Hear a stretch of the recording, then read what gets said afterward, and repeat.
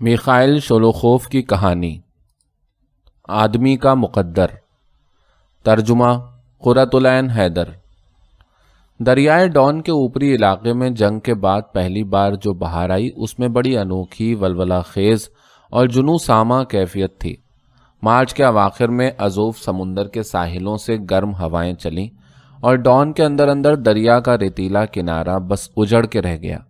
چراگاہوں کی برف پوش گھاٹیاں جھیلیں بن گئیں اور نالے امٹ پڑے، ندیوں پر برف پڑی اور جل تھل ایک ہوئے، سڑکوں پر آمد و رفت ناممکن ہو گئی۔ اس ناسازگار موسم میں اتفاق سے مجھے بوکنووسکایا کے گاؤں جانا پڑا۔ فاصلہ تقریباً 60 کلومیٹر سے زیادہ نہ تھا، لیکن سفر بہت کٹھن ثابت ہوا۔ میں اور میرا دوست سورج نکلنے سے پہلے ہی روانہ ہو گئے۔ سڑک کی کیچڑ کی وجہ سے ہمارے تر و تازہ گھوڑے بڑی دقت سے آگے بڑھ رہے تھے۔ ان کی راسیں تن گئی تھیں اور گاڑی ان سے کھینچے نہ کھینچتی تھی۔ پہیے دھروں تک ریتیلی کیچڑ اور برف میں دھنس گئے اور گھنٹے بھر میں جھاگ کے سفید سفید ملائی جیسے بلبلے بیچارے گھوڑوں کے پہلوؤں، رانوں اور تسموں پر نمودار ہو گئے۔ تارکول سے لپی ہوئی کاٹھی کی بو اور پسینے کی نشاور مہک صبح کی تازہ ہوا میں رچ گئی۔ جب گھوڑوں کے لیے آگے بڑھنا ناممکن ہو گیا تو ہم لوگ اتر کر پیدل چلنے لگے۔ برفیلی کیچڑ ہمارے بوٹوں کے نیچے کچر کچر کرتی، اس میں سے گزرنا بھی آسان نہ تھا۔ سڑک کے کنارے کنارے ابھی تک چمکیلی اور سخت برف کی سطحیں موجود تھیں اور ان پر چلنا اور زیادہ مشکل تھا۔ ایلانکا ندی تک پہنچنے کے لیے 30 کلومیٹر کا فاصلہ ہم نے پورے 6 گھنٹے میں طے کیا۔ موخوفسکری کے گاؤں کی ننھی سی ندی جو گرمیوں بھر خشک رہتی تھی اب بیت کے درختوں تک ڈھکی ہوئی دلدل تک پھیل چکی تھی۔ ایک سپاٹ تہ والی چھیدیلی ڈونگی میں ہم کو ندی عبور کرنا تھی۔ گھوڑے کھول دیے۔ دوسرے کنارے پر ایک اجتماعی فارم کے سائبان میں ایک پرانی دھرانی جیپ جو جاڑوں بھر زیادہ تر وہیں کھڑی رہی تھی ہماری منتظر تھی۔ میں اور ڈرائیور دونوں ذرا تذبذب کے ساتھ اس ہلتی ڈولتی ناؤ پر سوار ہو گئے۔ میرا ساتھی سامان کے ساتھ کنارے پر ٹھہرا رہا۔ ہم نے ابھی چپو اٹھائے ہی نہ تھے کہ ڈونگی کے بوسیدہ تختوں میں سے پانی کے ننھے ننھے فوارے ابل پڑے۔ ہم نے جوں توں کر کے ان سوراخوں کو بند کیا اور پانی الیچتے الیچتے گھنٹے بھر میں ندی کے دوسرے ساحل تک جا پہنچے۔ ڈرائیور گاؤں سے جیپ لے کر آیا اور پھر ڈونگی میں جا بیٹھا۔ اگر یہ کھٹارا کشتی میں پہنچ کر کھیل کھیل نہ ہو گئی، پتوار اٹھاتے ہوئے اس نے کہا، تو میں تمہارے دوست کو 2 گھنٹے کے اندر اندر لے آؤں گا۔ گاؤں دریا سے کافی دور تھا اور دریا پر اس قسم کی خاموشی چھائی ہوئی تھی جو وسط خزاں یا موسم گل کی آمد کے وقت ویرانوں پر طاری ہوتی ہے۔ بیت کے گلتے ہوئے درختوں کی مہک کی وجہ سے دریائی ہوا نم اور تلخ تھی، لیکن ہلکے ہلکے جھونکے دور ارغوانی دھندلکوں میں نہائی ہوئی چراگاہوں سے اس دھرتی کی ابدی جوان اور مدھم خوشبو اپنے ساتھ لا رہے تھے جو برف کی قید سے ابھی ابھی آزاد ہوئی تھی۔ کچھ فاصلے پر بانس کا ایک شکستہ جنگلہ ساحل کی ریت پر پڑا تھا۔ میں سگریٹ پینے کے لیے اس پر جا بیٹھا۔ جب میں نے جیکٹ کی جیب میں ہاتھ ڈالا تو پتا چلا کہ سگریٹ کی ڈبیا بھیگ چکی ہے۔ ایک اونچی لہر نے کشتی پر اچھل کر مجھے کمر کمر گدلے پانی میں شرابور کر دیا تھا اور سگریٹ کو بچانے کی فکر کرنے کے بجائے مجھے پتوار چھوڑ کر جلد از جلد پانی الیچنا پڑا تھا۔ مگر اب مجھے اپنی بے پرواہی پر بڑی جھنجھلاہٹ محسوس ہوئی۔ میں آلتی پالتی مار کر بیٹھ گیا اور گیلے اور بھورے سگریٹوں کو ایک قطار میں جنگلے پر رکھنا شروع کر دیا۔ دوپہر ہو چکی تھی۔ آفتاب ماہ مئی کی تمازت کے ساتھ چمک رہا تھا۔ مجھے امید تھی کہ سگریٹ جلد خشک ہو جائیں گے۔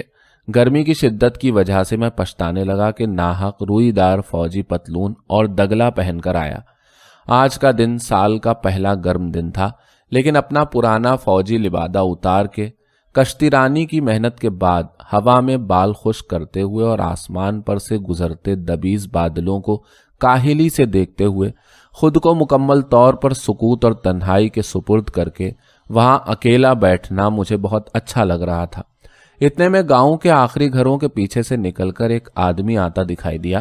وہ ایک 5-6 سالہ لڑکے کے آگے آگے چل رہا تھا۔ دونوں تھکے ہارے قدم اٹھاتے ہوئے ندی میں پایاب اترنے والے گھاٹ کی طرف بڑھ رہے تھے، لیکن جیپ کے قریب پہنچنے کے بعد وہ دونوں مڑ کر میری جانب آئے۔ آدمی طویل القامت تھا اور ذرا سا جھک کر چل رہا تھا۔ उसने बिल्कुल मेरे नजदीक पहुंचकर गहरी भारी आवाज में कहा, हेलो भाई। हेलो। मैंने उसका बड़ा और खुरदुरा हाथ अपने हाथ में लेकर मुसाफा किया। वो लड़के की तरफ झुककर बोला, चचा को हेलो कहो बेटा। शायद ये भी तुम्हारे अब्बा की तरह ड्राइवर है। हम और तुम लॉरी चलाया करते थे कि नहीं? ये हजरत वो सामने वाला छकड़ा चलाते हैं। आसमान की मानिंद रोशन और शफाफ आंखें उठाकर जरा सा मुस्कुराते हुए बच्चे ने बड़ी खुदैतमादी से एक मुन्ना सा गुलाबी हाथ मेरी तरफ बढ़ाया। मैंने मुलायमत से मुसाफा किया। सर्दी लग रही है बड़े मियाँ। इतनी गर्मी में तुम्हारा हाथ इतना ठंडा क्यों है? एक बेहद दिलावेज मासूम भरोसे के साथ बच्चा मेरे घुटनों से लग गया और अपनी सुनहरी भवें ताज्जुब से ऊंची की। मैं बड़े मियाँ थोड़ा ही हूँ चचा। मैं तो एक छोटा सा लड़का हूँ और मुझे सर्दी थोड़ा ही लग रही है। मेरे हाथ इसलिए ठंडे हैं कि मैं बर्फ के गोले बना रहा था। आधा भरा हुआ थैला कंधे से उतारकर उसका बाप भारी भरकमपन से मेरे पहलू में बैठ गया। इस नन्हे राही ने मेरी जान आफत में कर रखी है। मुझे भी थकाता है और खुद भी थकता है। अगर मैं लंबे डग भरता हूं तो ये समझो दुल्की चलने लगेगा। तुम जरा इस प्यादे सिपाही के साथ चलकर देखो। मुझे एक कदम उठाने के बजाय 3-3 कदम फलांगने पड़ते हैं और हम दोनों घोड़े और कछुए की दौड़ में लगे रहते हैं। और साहबजादे की हरकतों पर नजर रखने के लिए खोपड़ी के पीछे भी आंखें चाहिए। मेरी पीठ मुड़ी नहीं और इसने किसी ताल तलैया में छप छप करना शुरू किया या बर्फ का जमा कतरा तोड़कर उसे मिठाई की तरह चूसने लगा। कभी कुछ नहीं साहब। इस जैसे हमराही के साथ सफर करना हर किसी के बस का रोग नहीं। कुछ देर सफर करने के बाद उसने पूछा, और तुम सुनाओ उस्ताद, अपने चीफ का इंतजार कर रहे हो? उस वक्त तक मैं उसे ये बताना चाहता था कि मैं ड्राइवर नहीं हूं। मैंने कहा, लगता है अभी मुझे जरा और राह देखना पड़ेगी। दूसरे किनारे से आ रहा है तुम्हारा चीफ? हाँ, कश्ती अभी आने वाली है। 2 घंटे लगेंगे। लंबा नुस्खा है। खैर, आराम से बैठो, मुझे भी कोई जल्दी नहीं है। अभी तुम पर नजर पड़ी तो सोचा इसी ड्राइवर बिरादरी का आदमी है, जरा बैठा धूप सेक रहा है, इसके पास चलकर सिगरेट के 1-2 कश लगा लिए जाएं। तन्हा मरने की तरह अकेले अकेले तंबाकू पीने में भी मजा नहीं। तुम लगता है खूब कमा रहे हो, सिगरेट पीते हो? भीग गए? भीगा सिगरेट बीमार घोड़े की तरह बिल्कुल बेकार है। मेरे इस मोटे तंबाकू का एक दम लगाकर देखो। उसने खाकी पतलून में से एक घिसा हुआ रेशमी बटुआ निकालकर खोला। मुझे बटुए के कोने पर ये अल्फाज दिखाई दिए, हमारे महबूब सिपाही के लिए। लबीडियांस्काया, सेकेंडरी स्कूल की एक तालिबे इल्म की तरफ से। हम घर की खेती में उगाया हुआ तेज तंबाकू खामोशी से पीने लगे। मैं उससे पूछने ही वाला था कि वो बच्चे के साथ कहाँ जा रहा है और इन खराब सड़कों पर उसका गुजर क्यों हुआ कि उसने सवाल किया, जंग का सारा जमाना लड़ते रहे? तकरीबन। Front line? हाँ, मुझे भी मोर्चे पर मुसीबतें उठानी पड़ी, हद से ज्यादा। उसने अपने सांवले बड़े बड़े घुटनों पर हाथ रख के कंधे झुका लिए। उसे कनखियों से देखने के बाद मुझे बड़ा अजीब सा लगा। कभी आपने ऐसी आंखें देखी नहीं। लगता हो जैसे उन पर राख छिड़क दी गई है। ऐसी आंखें जिनमें तमन्ना और अलम के नकूश इतने गहरे और वाज़ेह हों कि उनसे नजर मिलाकर न देखा जा सके। मेरे राह चलते दोस्त की आंखें ऐसी ही थीं। उसने जंगले में से एक खुश्क मुड़ी हुई टहनी तोड़ी और उसकी नोक से रेत पर एक अजीब सा नक्श बनाया। फिर उसने कहा, बाज दफा मुझे रात को नींद नहीं आती। मैं आंखें खोले पड़ा अंधेरे को तकता रहता हूँ। जिंदगी, तूने अंधा किस लिए किया? तूने मुझे इस तरह अपाहिज क्यों बनाया? क्यों इतनी कड़वी सजा दी मुझको? और मुझे कोई जवाब नहीं मिलता, ना अंधेरे न उजाले। मुझे कोई जवाब नहीं मिलता, मुझे कभी कोई जवाब नहीं मिलेगा। अचानक उसने खुद को संभाला और बड़े प्यार से अपने बेटे को बटवा देकर बोला, जाओ मुन्ने, जाकर नदी के किनारे खेलो। बड़े बड़े दरियाओं के किनारे नन्हे लड़कों को बड़ी दिलचस्पी के सामान मिल जाते हैं, लेकिन अपने पैर पानी में न भिगो लेना। जिस वक्त हम खामोशी से तंबाकू पी रहे थे, मैंने बाप बेटे के सरापा का जायजा तेजी से लिया था और मुझे उनके मुताल्लिक एक चीज बड़ी अजीब सी लगी थी। लड़का मामूली लेकिन पाटेदार कपड़ों में मलबूस था। समूर के घिसे हुए अस्तर वाला लंबा घेरदार कोट जिस तरह उस पर फिट आता था, उसके नन्हे से बूट उसके ऊनी मोज़ों पर जिस तरह फिट करके पहनाए गए थे, इन सब चीजों में एक औरत के, एक सुघड़ माँ के हाथ की झलक थी। लेकिन बाप का हुलिया काफी मुख्तलिफ था। उसकी रुईदार सदरी जगह जगह से जली हुई थी और उसे भोंडेपन से रफू किया गया था। اس کی گھسی ہوئی خاکی پتلون کا پیوند ٹھیک سے لگا تھا، اس میں بڑی بڑی مردانہ کھوپے اور شلنگے بھرے گئے تھے۔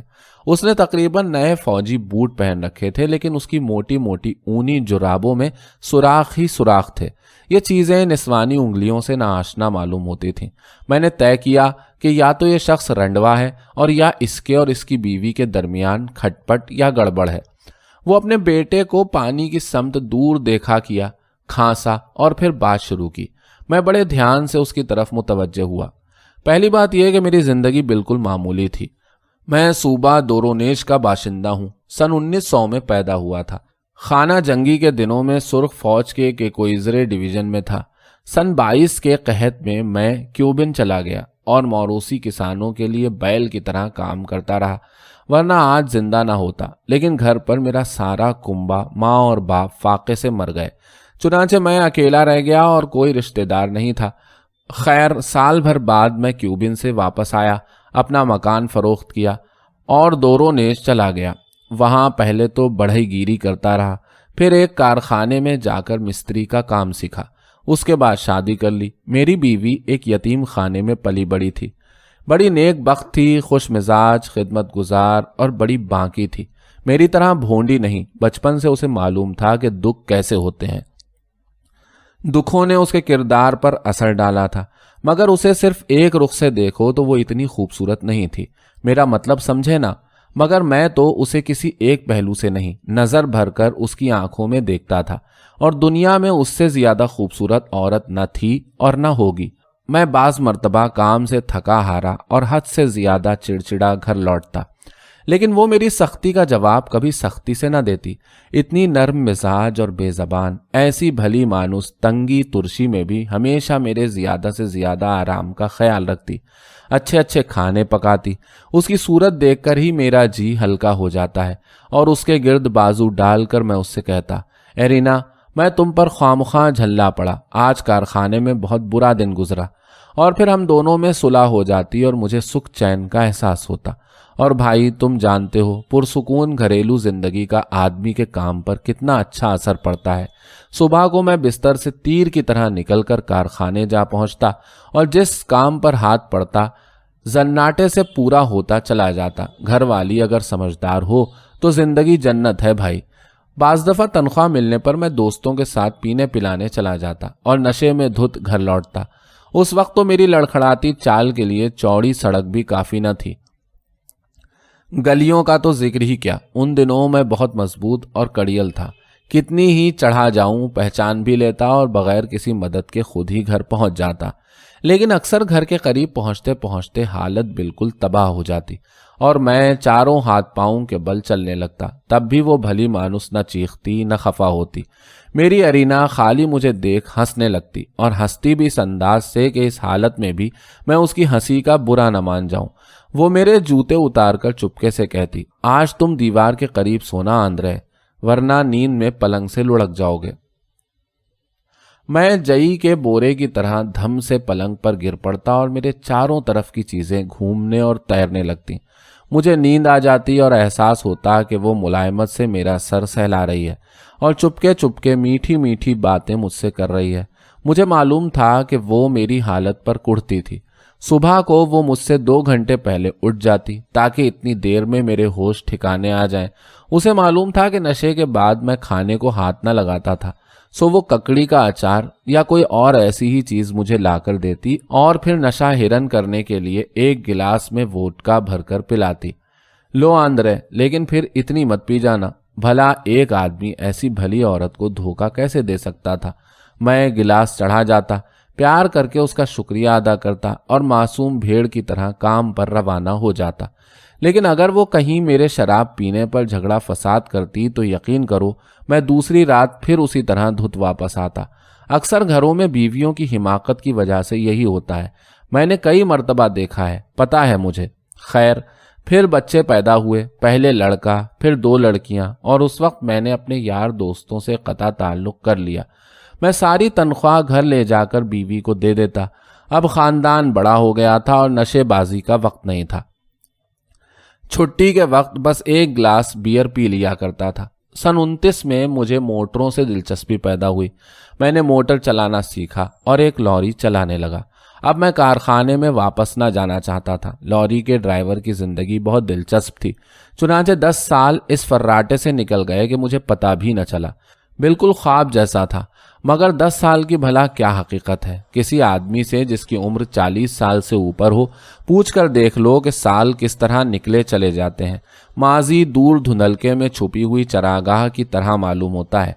आज सुबह मैं चरागाह से गुजर रहा था और हर चीज साफ साफ दिखाई दे रही थी। 20 किलोमीटर निकल कर आ गया तो अब वहां धुंधलका छाया हुआ है।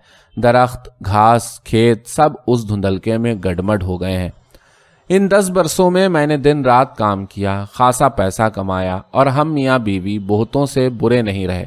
बच्चे हमारी सारी धन दौलत थे। तीनों स्कूल में खूब तरक्की कर रहे थे। सबसे बड़ा नातोली तो हिसाब में इतना तेज निकला कि उसका नाम मॉस्को के एक अखबार में छप गया। पता नहीं उसे ये जहानत किस तरफ से विरसे में मिली, लेकिन मैं तो उस पर फख्र से फूला न समाता था। 10 बरस में हमने कुछ अंदोख्ता भी कर लिया और जंग से पहले हमने 2 कमरों का साइबान और नन्ही सी बरसाती वाली एक कॉटेज भी बना ली। एरिना ने 2 बकरियां खरीद ली। हमें और क्या करना चाहिए था? बच्चों के दलिए के लिए दूध मौजूद था, सर पर छत थी, पाँव में जूते थे और सब कुछ ठीक ठाक था। अलबत्ता यह हुआ कि मैंने घर बनाने के लिए जगह अच्छी नहीं चुनी। उसकी ज़मीन हवाई जहाज़ की फैक्ट्री से ज़्यादा दूर न थी। अगर मैंने घर कहीं और बनाया होता तो आज मेरी ज़िंदगी मुख्तलिफ होती। और फिर लड़ाई छिड़ गई। दूसरे ही रोज़ मेरे पास भर्ती का परवाना आन पहुंचा और उसके दूसरे दिन स्टेशन पर रिपोर्ट कीजिए का हुक्म। मेरी बीवी बच्चों ने मुझे रुखसत किया। एरिना, अनातोली और मेरी बच्चियां नास्तेनका और ओलियोस्का। बच्चों ने हिम्मत कायम रखी मगर लड़कियां आंसू न रोक सकीं। अनातोली सिर्फ थोड़ा सा लर्जा, जैसे उसे सर्दी लग रही है। अब वो 17 साल का होने वाला था, लेकिन मेरी एरिना 17 साल से हम इकट्ठे थे, पर मैंने आज तक उसकी ये हालत न देखी थी। रात भर मेरी कमीज और शाने उसके आंसुओं से भीगते रहे और सुबह को भी उसका यही आलम था। हम लोग स्टेशन पर पहुंचे। मैं उसकी वजह से इतना रंजीदा था कि मुझसे उसका चेहरा ना देखा गया। उसके होंठ सूज चुके थे और बाल उसकी शॉल में से बाहर बिखर आए थे। उसकी आंखें खाली खाली थीं और वो दीवानों की तरह खला में घूर रही थी। जब अफसरों ने ट्रेन पर चढ़ने का हुक्म दिया तो वो मुझसे लिपट गई और अपनी बाहों से मेरी गर्दन जकड़ ली। वो एक ऐसे दरख्त की तरह कांप रही थी जिसे कुल्हाड़ियों से काट कर गिराया जा रहा हो। बच्चों ने और मैंने उसे समझाने की कोशिश की, पर कोई असर नहीं हुआ। दूसरी औरतें अपने शौहरों और बेटों से बातें कर रही थीं, पर मेरी घरवाली मुझसे यूं चिपटी थी जैसे पत्ती टहनी से, गुमसुम, बस लर्जे जा रही थी। एरिना मेरी जान, अपना आप संभालो, मैंने कहा। मुझसे 2 बातें ही कर लो कम से कम। और उसने हिचकियां लेते हुए सिर्फ इतना कहा, आंद्रे, हम इस दुनिया में एक दूसरे से फिर न मिलेंगे। मेरा दिल उसकी हालत पर फटा जा रहा था और वो ये कह रही थी। उसे तो ये समझना चाहिए था कि उससे जुदा होना मेरे लिए आसान न था। मैं किसी जियाफत में तो जा नहीं रहा था। मुझे गुस्सा आ गया। उसकी गिरफ्त से निकलकर मैंने उसे परे धकेल दिया। अपने हिसाब में तो मैंने उसे बड़ी नरमी से धक्का दिया था, लेकिन मैं देवजाद आदमी। वो लड़खड़ा कर पीछे हटी, फिर नन्हे नन्हे कदम रखती मेरी तरफ आई। मैंने गरज कर कहा, रुखसत करने का यह तरीका है? तुम चाहती हो कि मैं बेमौत मर जाऊं? फिर मैंने उसे अपनी बाहों में ले लिया क्योंकि उसकी हालत बहुत ही खराब थी। फिर मैं दफतन चुपका हो गया और आवाज उसके हल्क में रौंद गई। उस पर जो गुजर रही थी वो बखूबी समझ सकता था। मैंने कनखियों से उस पर निगाह डाली, मगर उसकी बेजान राख ऐसी आंखें आंसुओं से आ रही थीं। मैं अपना सर झुकाए बैठा रहा। उसके बड़े बड़े हाथ उसके पहलू में हल्के से मुर्तइश थे। उसकी ठोड़ी और मुंजमिद होठ कपकपाए। जीना छोटा करो यार, भूल जाओ, मैंने आहिस्ता से कहा, लेकिन शायद उसने मेरी बात नहीं सुनी। अपने आप पर बमुश्किल काबू पाकर उसने यकायक एक करख्त और हैरत अंगेज तौर पर बदली हुई आवाज में कहा, मरते दम तक मैं अपने आप को माफ नहीं कर सकता। मैंने उसे कैसे धक्का दिया था? फिर मैं बहुत देर तक चुप रहा। कागज मोड़कर सिगरेट बनाने की कोशिश की, लेकिन अखबार का नन्हा पुर्जा मेरी उंगलियों में चिरा और तंबाकू घुटनों पर बिखर गया। आखिर मैंने एक भद्दा सा सिगरेट तैयार किया। 2-3 गहरे भूखे कश लगाए। मैंने खुद को एरिना से छुड़ाया। اور اس کا چہرہ اپنے ہاتھوں میں لے کر اسے پیار کیا۔ اس کے ہونٹ برف کی طرح ٹھنڈے تھے۔ بچوں سے رخصت ہو کر میں چلتی ہوئی ٹرین پر چڑھ گیا۔ ٹرین بہت آہستہ آہستہ روانہ ہوئی اور اس میں بیٹھے ہوئے میں اپنے بیوی بچوں کے پاس سے دوبارہ گزرا۔ میرے یتیم سے بچے ایک دوسرے سے لپٹے کھڑے تھے، الوداع کے ہاتھ ہلا ہلا کر مسکرانے کی کوشش کر رہے تھے، لیکن اپنی کوشش میں ناکام تھے۔ ارینا نے اپنے ہاتھ اپنے سینے پر باندھ لیے تھے۔ اس کے ہونٹ چاک کی طرح سفید تھے اور وہ منہ ہی منہ میں کچھ کہہ رہی تھی۔ وہ ٹکٹکی باندھ کر مجھے دیکھ رہی تھی اور اس کا جسم سامنے کو یوں جھکا ہوا تھا جیسے وہ تیز ہوا کے تھپیڑوں کے مقابل میں چلنے کی کوشش کرتی ہو۔ اس کی یہ تصویر ساری عمر میرے سامنے رہے گی۔ سینے پر بندھے ہوئے ہاتھ، پھیلی ہوئی آنکھیں، آنکھوں میں آنسو، اسی انداز میں وہ میرے خوابوں میں آتی ہے۔ میں نے اسے دھکا کیوں دیا؟ جب مجھے اس کا خیال آتا ہے مجھے لگتا ہے جیسے کند چھری میرے دل کے اندر اتر گئی ہو۔ ہم یوکرائن کے ایک مقام پر بیلایا تسیرکوف میں اپنے یونٹ پر بھیج دیے گئے۔ مجھے ایک 3 ٹنز ٹرک چلانے کے لیے دی گئی جس میں میں محاذ پر گیا۔ تم کو لڑائی بتانا بیکار ہے، تم خود اس میں شامل رہ چکے ہو۔ تم جانتے ہو شروع میں کیا ہوتا ہے۔ گھر سے سب کے خط آتے ہیں لیکن خود زیادہ خط نہیں بھیجتے۔ کبھی کبھار یہ گھسیٹ دیا جاتا ہے کہ سب ٹھیک ہے، بس تھوڑا سا لڑنا بھیڑنا پڑ رہا ہے۔ ہم ممکن ہے ذرا پیچھے ہٹیں لیکن بہت جلد ایسا دھاوا بولیں گے کہ سالے جرمنوں کو اپنی نانی یاد آ جائے گی۔ اس کے علاوہ ان خطوں میں اور کیا لکھا جا سکتا ہے؟ ایسے بھیانک زمانے میں لکھنے لکھانے کی کسے کیا سوچ ہو سکتی ہے؟ اور میں تو یوں بھی کبھی رونے پیٹنے کا قائل نہیں رہا۔ مجھے ان رونی صورتوں سے سخت کوف ہوتی ہے جو خام خواہ اپنے بیوی بچوں کو بلا ناغہ روزانہ خط لکھ لکھ کر بھیجتے تھے۔ بڑی کٹھن زندگی ہے، شاید میں مارا جاؤں، ریزہ ریزہ ہو جاؤں۔ اور اس طرح یہ الو کے پٹھے اپنا مرثیہ لکھتے چلے جاتے تھے۔ کبھی ان کو یہ خیال نہ آیا کہ گھروں پر وہ نیک بختیں اور ان کے بچے بھی اتنی ہی کٹھن زندگی کا سامنا کر رہے ہیں۔ ارے وہ بیچاریاں تو سارے ملک کا بوجھ کندھوں پر اٹھائے ہیں، اور ہماری عورتوں اور بچوں کے کندھے بھی کتنے مضبوط تھے کہ اس بوجھ کے تلے دبے نہیں، اسے اٹھائے ہی رکھا بے جگری سے۔ اور اس پر ایک روتا بسورتا خط پہنچا تو بہادر سے بہادر بیوی کے قدم آپ سے آپ لڑکھڑا جائیں گے کہ نہیں۔ یوں ہائے توبہ مچانا مرد آدمی کا کام ہے، سپاہی بچے بھلا یوں روتے ہیں۔ پر اگر تم عورتوں کی طرح جھینکتے ہو تو بھائی جاؤ، لہنگا پہن کر کھیتوں میں کام کرو، گائیں دوہو، میدان جنگ میں کیوں جھک مار رہے ہو؟ ابھی میں سال بھر ہی محاذ پر لڑا تھا کہ 2 بار زخمی ہوا، ایک دفعہ بازو میں اور دوسری دفعہ ٹانگ میں، مگر زخم گہرے نہ تھے۔ پہلی بار تو ہوائی جہاز سے ایک گولی لگی اور دوسری دفعہ پھٹنے والی گولی کا ایک ٹکڑا ٹانگ میں گھس گیا۔ جرمنوں نے میرے ٹرک کو گولیوں سے چھلنی کر دیا، پر میری قسمت نے میرا ساتھ دیا اور میں بچ گیا۔ لیکن اس کے بعد قسمت نے بھی میرا ساتھ چھوڑ دیا۔ سن 42 کی مئی میں لوزووینکی میں جرمنوں نے مجھے پکڑ لیا۔ بڑا گڑبڑ معاملہ تھا۔ جرمن تیزی سے حملہ کر رہے تھے اور ہماری 122 ملی میٹر کی ہوئنز بیٹریوں میں گولیاں ختم ہو چکی تھیں۔ ہم نے اپنی لوری کو پورم پور کارتوسوں سے بھر دیا۔ اس کام میں ایسا پسینے پسینے ہوا کہ میری قمیص پیٹھ سے چپک گئی۔ جرمن سر پر آن پہنچے تھے اور ہمیں آگے بڑھنا لازمی تھا۔ بائیں ہاتھ کو جرمن ٹینکوں کی گڑگڑاہٹ سنائی دے رہی تھی۔ سامنے اور دائیں طرف زن زن گولیاں چل رہی تھیں اور معاملہ خاصا ٹیڑھا ہو چکا تھا۔ سوکولوف، تم آگے نکل سکتے ہو؟ کمپنی کے کمانڈر نے پوچھا۔ اسے یہ سوال کرنے کی ضرورت نہیں تھی۔ جب میرے ساتھی میرے ارد گرد ہو رہے تھے اس کا خیال تھا کہ اس وقت میں اطمینان سے بیٹھا رہوں گا۔ آپ کیا کہہ رہے ہیں؟ میں نے کمانڈر کو جواب دیا۔ میں یقیناً آگے بڑھوں گا۔ وہ ٹھیک ہے چلو، اس نے کہا۔ ایک دم دیر مت لگاؤ۔ میں نے دیر نہیں لگائی۔ میں نے ساری عمر گاڑی اس طرح نہ چلائی تھی۔ مجھے پتا تھا کہ لوری میں آلو نہیں لدے ہیں اور مجھے بے حد احتیاط اور چوکسی سے کام لینا ہے، مگر اس وقت خطرے کی کسے پرواہ تھی، جبکہ میرے جیالے ساتھی یہ جوان مورچے پر خالی ہاتھ لڑ رہے تھے اور سڑک پر زبردست گولہ باری ہو رہی تھی۔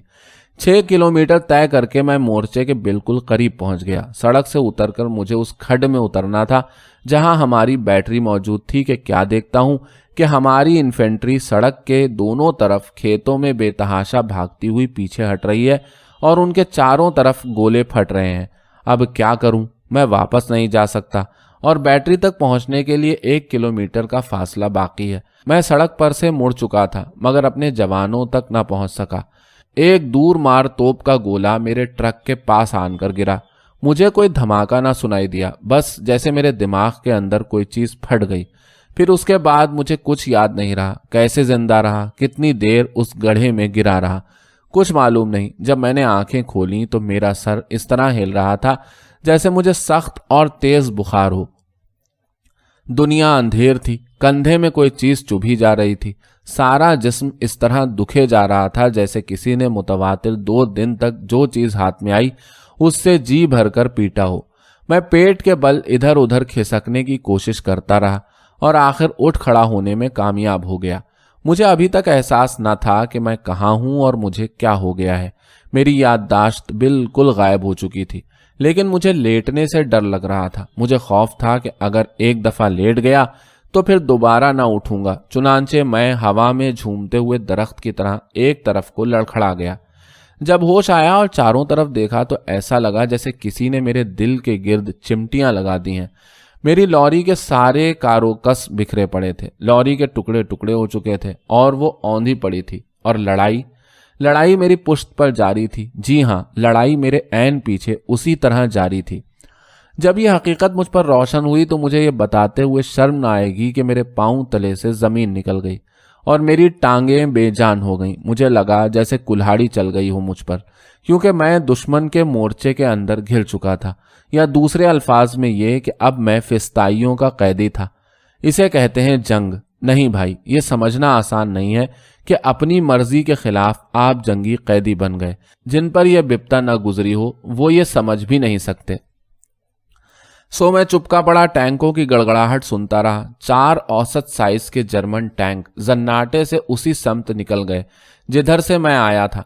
जरा सोचो मुझ पर क्या गुजरी होगी। फिर तोपें लादे हुए ट्रैक्टर आए, फिर एक सफरी बावर्ची खाना, फिर इन्फेंट्री। ज्यादा आदमी नहीं थे, सिर्फ एक कंपनी रही होगी। मैं कनखियों से उनको देख लेता और फिर मिट्टी में अपना मुंह छुपा लेता। उनको देखकर मेरा जी चाहता कि बस मर जाऊं। जब मुझे ख्याल हुआ कि पूरा दस्ता गुजर चुका है तो मैंने सर उठाया और 100 गज परे 6 सब मशीन गन्स मार्च करते दिखाई दिए। मेरे देखते देखते वो सड़क पर से मुड़कर सीधे मेरी जानिब आए, 6 के 6, और बिल्कुल चुपचाप। मैंने सोचा बस अब अपना खात्मा है। चुनाचे मैं खिसक कर उठ बैठा, क्योंकि मैं लेटे लेटे नहीं मरना चाहता था। फिर मैं खड़ा हो गया। उनमें से एक मुझसे चंद कदम इधर ठिठक गया और झटके के साथ कंधे से बंदूक उतारी। अजब तमाशा है आदमी भी। इस तरह मुझे बिल्कुल डर न लगा, दिल में जरा सी भी कपकपी पैदा न हुई। मैंने उस जर्मन को देखा और सोचा, छोटा सा धमाका हुआ, पता नहीं गोली का निशाना किधर लगाएगा ये, मेरे सीने पर या सर पर। मेरे जिस्म के कौन से हिस्से को वो गोली से उड़ाएगा। गोया ये कोई खास बात न थी। लड़का सा था वो जर्मन, अच्छी काठी, स्याही माइल बाल, पर उसके होंठ धागे जैसे पतले थे और उसकी आंखों में बड़ी कमीनी सी चमक थी। यह आदमी मुझे गोली मारने में जरा भी तवक्कुफ न करेगा, मैंने सोचा। और सचमुच उसने अपनी बंदूक तान ली। मैंने टकटकी बांधकर उसे देखा पर कुछ नहीं बोला। दूसरा वाला जो कॉर्पोरल या कुछ और था और उससे भी बड़ा था, खासा उम्र रसीदा, जोर से चिल्लाया और लड़के को एक तरफ धकेल कर मेरी तरफ आया। अपनी जबान में कुछ बड़बड़ाया। मेरी दाहिनी कोहनी मोड़ी और मेरे पट्ठों को महसूस किया। और वो, उसने कहा और सड़क की तरफ इशारा किया जहां सूरज गुरूब हो रहा था। गोया कहता हो, जा बे खच्चर, हमारी रीख के लिए काम कर। बहुत चालाक कंजूस टाइप था वो सुअर का बच्चा। काले बालों वाले की नजर मेरे बूटों की तरफ थी जो बहुत मजबूत थे। उसने इशारा किया कि मैं बूट उतार दूं। मैंने जमीन पर बैठकर बूट उतारे और उसके हवाले किए। झपट कर उसने मेरे हाथ से छीन लिए मेरे जूते। चुनाचे मैंने पैरों की पट्टियां भी उतार कर उसे दे दी और जमीन पर बैठे बैठे सर उठाकर उसे देखता रहा। उसने चिल्ला चिल्ला कर गालियां दी और फिर बंदूक तान ली। बाकी जर्मन जोर जोर से कहकहे लगाने लगे। फिर वो सब मार्च करते हुए रवाना हो गए। काले बालों वाले ने सड़क पर पहुंचने से पहले 3 बार पलट पलट कर मुझे देखा। गुस्से के मारे उसकी आंखें नौजवान भेड़िए की तरह चमक रही थीं। गोया मैंने उसके बूट उसके पांव से उतरवा लिए थे। अच्छा भाई, अब क्या हो सकता था। मैं सड़क पर पहुंचा, एक मोटी सी गाली दी और कैदी की हैसियत से पश्चिम की समत चल पड़ा। लेकिन मुझसे चला नहीं जा रहा था और घंटे भर में 1 किलोमीटर ही तय कर सकता था। शराबियों की तरह लड़खड़ाता। सीधे चलते चलते अचानक कोई चीज सड़क के दाएं तरफ से बाएं तरफ को धक्का दे देती। आप। अभी मैं कुछ ही दूर चला होऊंगा कि मेरे ही डिवीजन के 4 जवान मुझसे आ मिले। वो 10 जर्मन बंदूकचियों के पहरे में थे। उनमें से एक जर्मन पहरेदार ने आन की आन में आगे आकर बंदूक का दस्ता मेरे सर पर मारा। अगर मैं नीचे गिर गया होता तो उस सुअर के बच्चे ने एक गोली के जरिए मुझे मार ही दिया होता, लेकिन एक रूसी जवान ने तुरंत आगे बढ़कर मुझे गिरने से संभाल लिया और कैदी दस्ते के अंदर खींचकर कुछ देर तक मुझे तकरीबन गोद में उठाए रहा। जब मेरे औसान बजा हुए तो उनमें से एक ने चुपके से कहा, खुदा के लिए गिरना मत, जब तक दम में दम है फिरते रहो, वरना फौरन गोली मार दी जाएगी। गुरूब आफ्ताब के वक्त जर्मनों ने हिफाजती दस्ते में इजाफा कर लिया। 20 बंदूकची एक लॉरी में बैठकर आए और हमें ज्यादा तेजी से हंकाने लगे। जो रूसी कैदी बहुत बुरी तरह जख्मी थे और चल न सकते थे, उनको सड़क पर ही गोली मार दी गई। उन कैदियों ने फरार होने की कोशिश की, मगर वो ये भूल गए कि खुली चांदनी रात में आप 1 मील दूर से भी दिखाई दे सकते हैं। चुनांचे उनको भी मौत के घाट उतार दिया गया। आधी रात को हम एक गांव में पहुंचे जो आधा मील दूर था। हमें एक गिरजे में ठूंस दिया गया जिसका मीनारा तबाह हो चुका था। रात हमने पथरीले फर्श पर गुजारी। हम में से किसी के पास ओवरकोट न था। बाज जवानों के पास वर्दी तक न थी, महज सूती बनियाने पहने हुए थे। ये नौजवान ज्यादातर नॉन कमीशन्ड अफसर थे और अपनी वर्दियां उन्होंने इसलिए उतार दी थीं कि उनके ओहदे पहचाने न जा सकें। मशीन गन चलाने वाले जवानों के पास भी वर्दियां नहीं थीं, क्योंकि सिर्फ पतलूने पहने जिस तरह वो मशीन गनों पर तैनात थे, इसी हालत में कैद कर लिए गए थे। रात को मूसलाधार बारिश हुई और हम शराबोर हो गए। गिरजे की छत बमबारी से तबाह हो चुकी थी। कुर्बान गाह तक बारिश से तरबतर हो गई। रात भर हम उस गिरजा घर में उसी तरह खड़े रहे, अंधेरे बाड़े में मुक़य्यद भेड़ों की तरह। रात में किसी वक्त किसी ने मेरा बाजू छू कर पूछा, कॉमरेड तुम जख्मी हो? क्यों पूछते हो? मैंने सवाल किया। मैं डॉक्टर हूं, शायद तुम्हारी मदद कर सकूं। मैंने बताया कि मेरा बायां कंधा बुरी तरह चटक रहा है और सूज गया है, बेहद दर्द हो रहा है। और वो सख्ती से कहता है, वर्दी और बनियान उतार दो। मैंने कपड़े उतार दिए और वो पतली पतली उंगलियों से मेरे कंधे का मुआयना करने लगा और मेरा दर्द ज्यादा हो गया। मैंने भींच कर कहा, तुम घोड़ा डॉक्टर मालूम होते हो, इंसानों के डॉक्टर नहीं हो। ऐसा क्यों दबाते हो यार, मेरी जान निकल गई है, बेरहम आदमी, मनहूस। लेकिन वो उसी तरह टटोरता रहा और खफगी से बोला, चुप रहो, तुम मुझसे इस तरह बात नहीं कर सकते, समझे? थमे रहो, तारे तो तुम्हें अब नजर आएंगे बच्चू। फिर उसने मेरी बांह इस तरह मरोड़ी कि मेरी आंखों के नीचे शरारे नाच उठे। जब होश ठिकाने हुए तो मैंने कहा, अब क्या करना है फाशिस्ट के बच्चे? मेरा बाजू पहले ही टुकड़े टुकड़े हो चुका है और तू और भूस भरे दे रहा है, कमबख्त। उसकी मध्यम सी हंसी मैंने सुनी और उसने कहा, मेरा ख्याल था कि जब मैं बाजू मरोड़ूंगा तो तुम मुझे मार बैठोगे, लेकिन तुम काफी नर्म मिजाज आदमी हो। तुम्हारा बाजू टूटा नहीं है, अपनी जगह से खिसक गया था। मैंने वापस उसको अपनी जगह पर पहुंचा दिया है। अब कैसी तबीयत है? बेहतर। और सचमुच दर्द तेजी से खत्म हो रहा था। मैंने उसका बेहद शुक्रिया अदा किया और वो तारीकी में उसी तरह आहिस्ता से पूछता रहा, कोई और जख्मी है? ऐसा भला डॉक्टर था वो, इस भयानक कैद में, इस घोर अंधेरे में अपना शानदार काम करता रहा। बड़ी बेचैन रात थी। जर्मनों ने हमें हवाएज जरूरिया के लिए भी बाहर न जाने दिया। 2-2 की जोड़ी में गिरजा के अंदर हकाते हुए कमांडर ने यह हमसे पहले ही कह दिया था और बदकिस्मती से हम में से एक बाईमान ईसाई को बाहर जाने की जरूरत शिद्दत से लाहक थी। आखिरकार वो फूट फूट कर रोने लगा। मैं खुदा के घर को नापाक नहीं कर सकता। वो बोला, मैं ईसाई हूं, लड़कों बताओ मैं क्या करूं? और तुमको पता है हम लोग किस किस्म के हैं। हम में से कुछ हंस पड़े, कुछ गालियां बकने लगे और चंद एक ने तरह तरह के मशवरे देकर उसका नथनों में दम कर दिया। उस बेचारे की वजह से हम सब जरा हंस बोल लिए, मगर अंजाम बहुत भयानक हुआ। उस गरीब ने दरवाजा जोर जोर से खटखटाया, बाहर जाने की इजाजत चाहिए।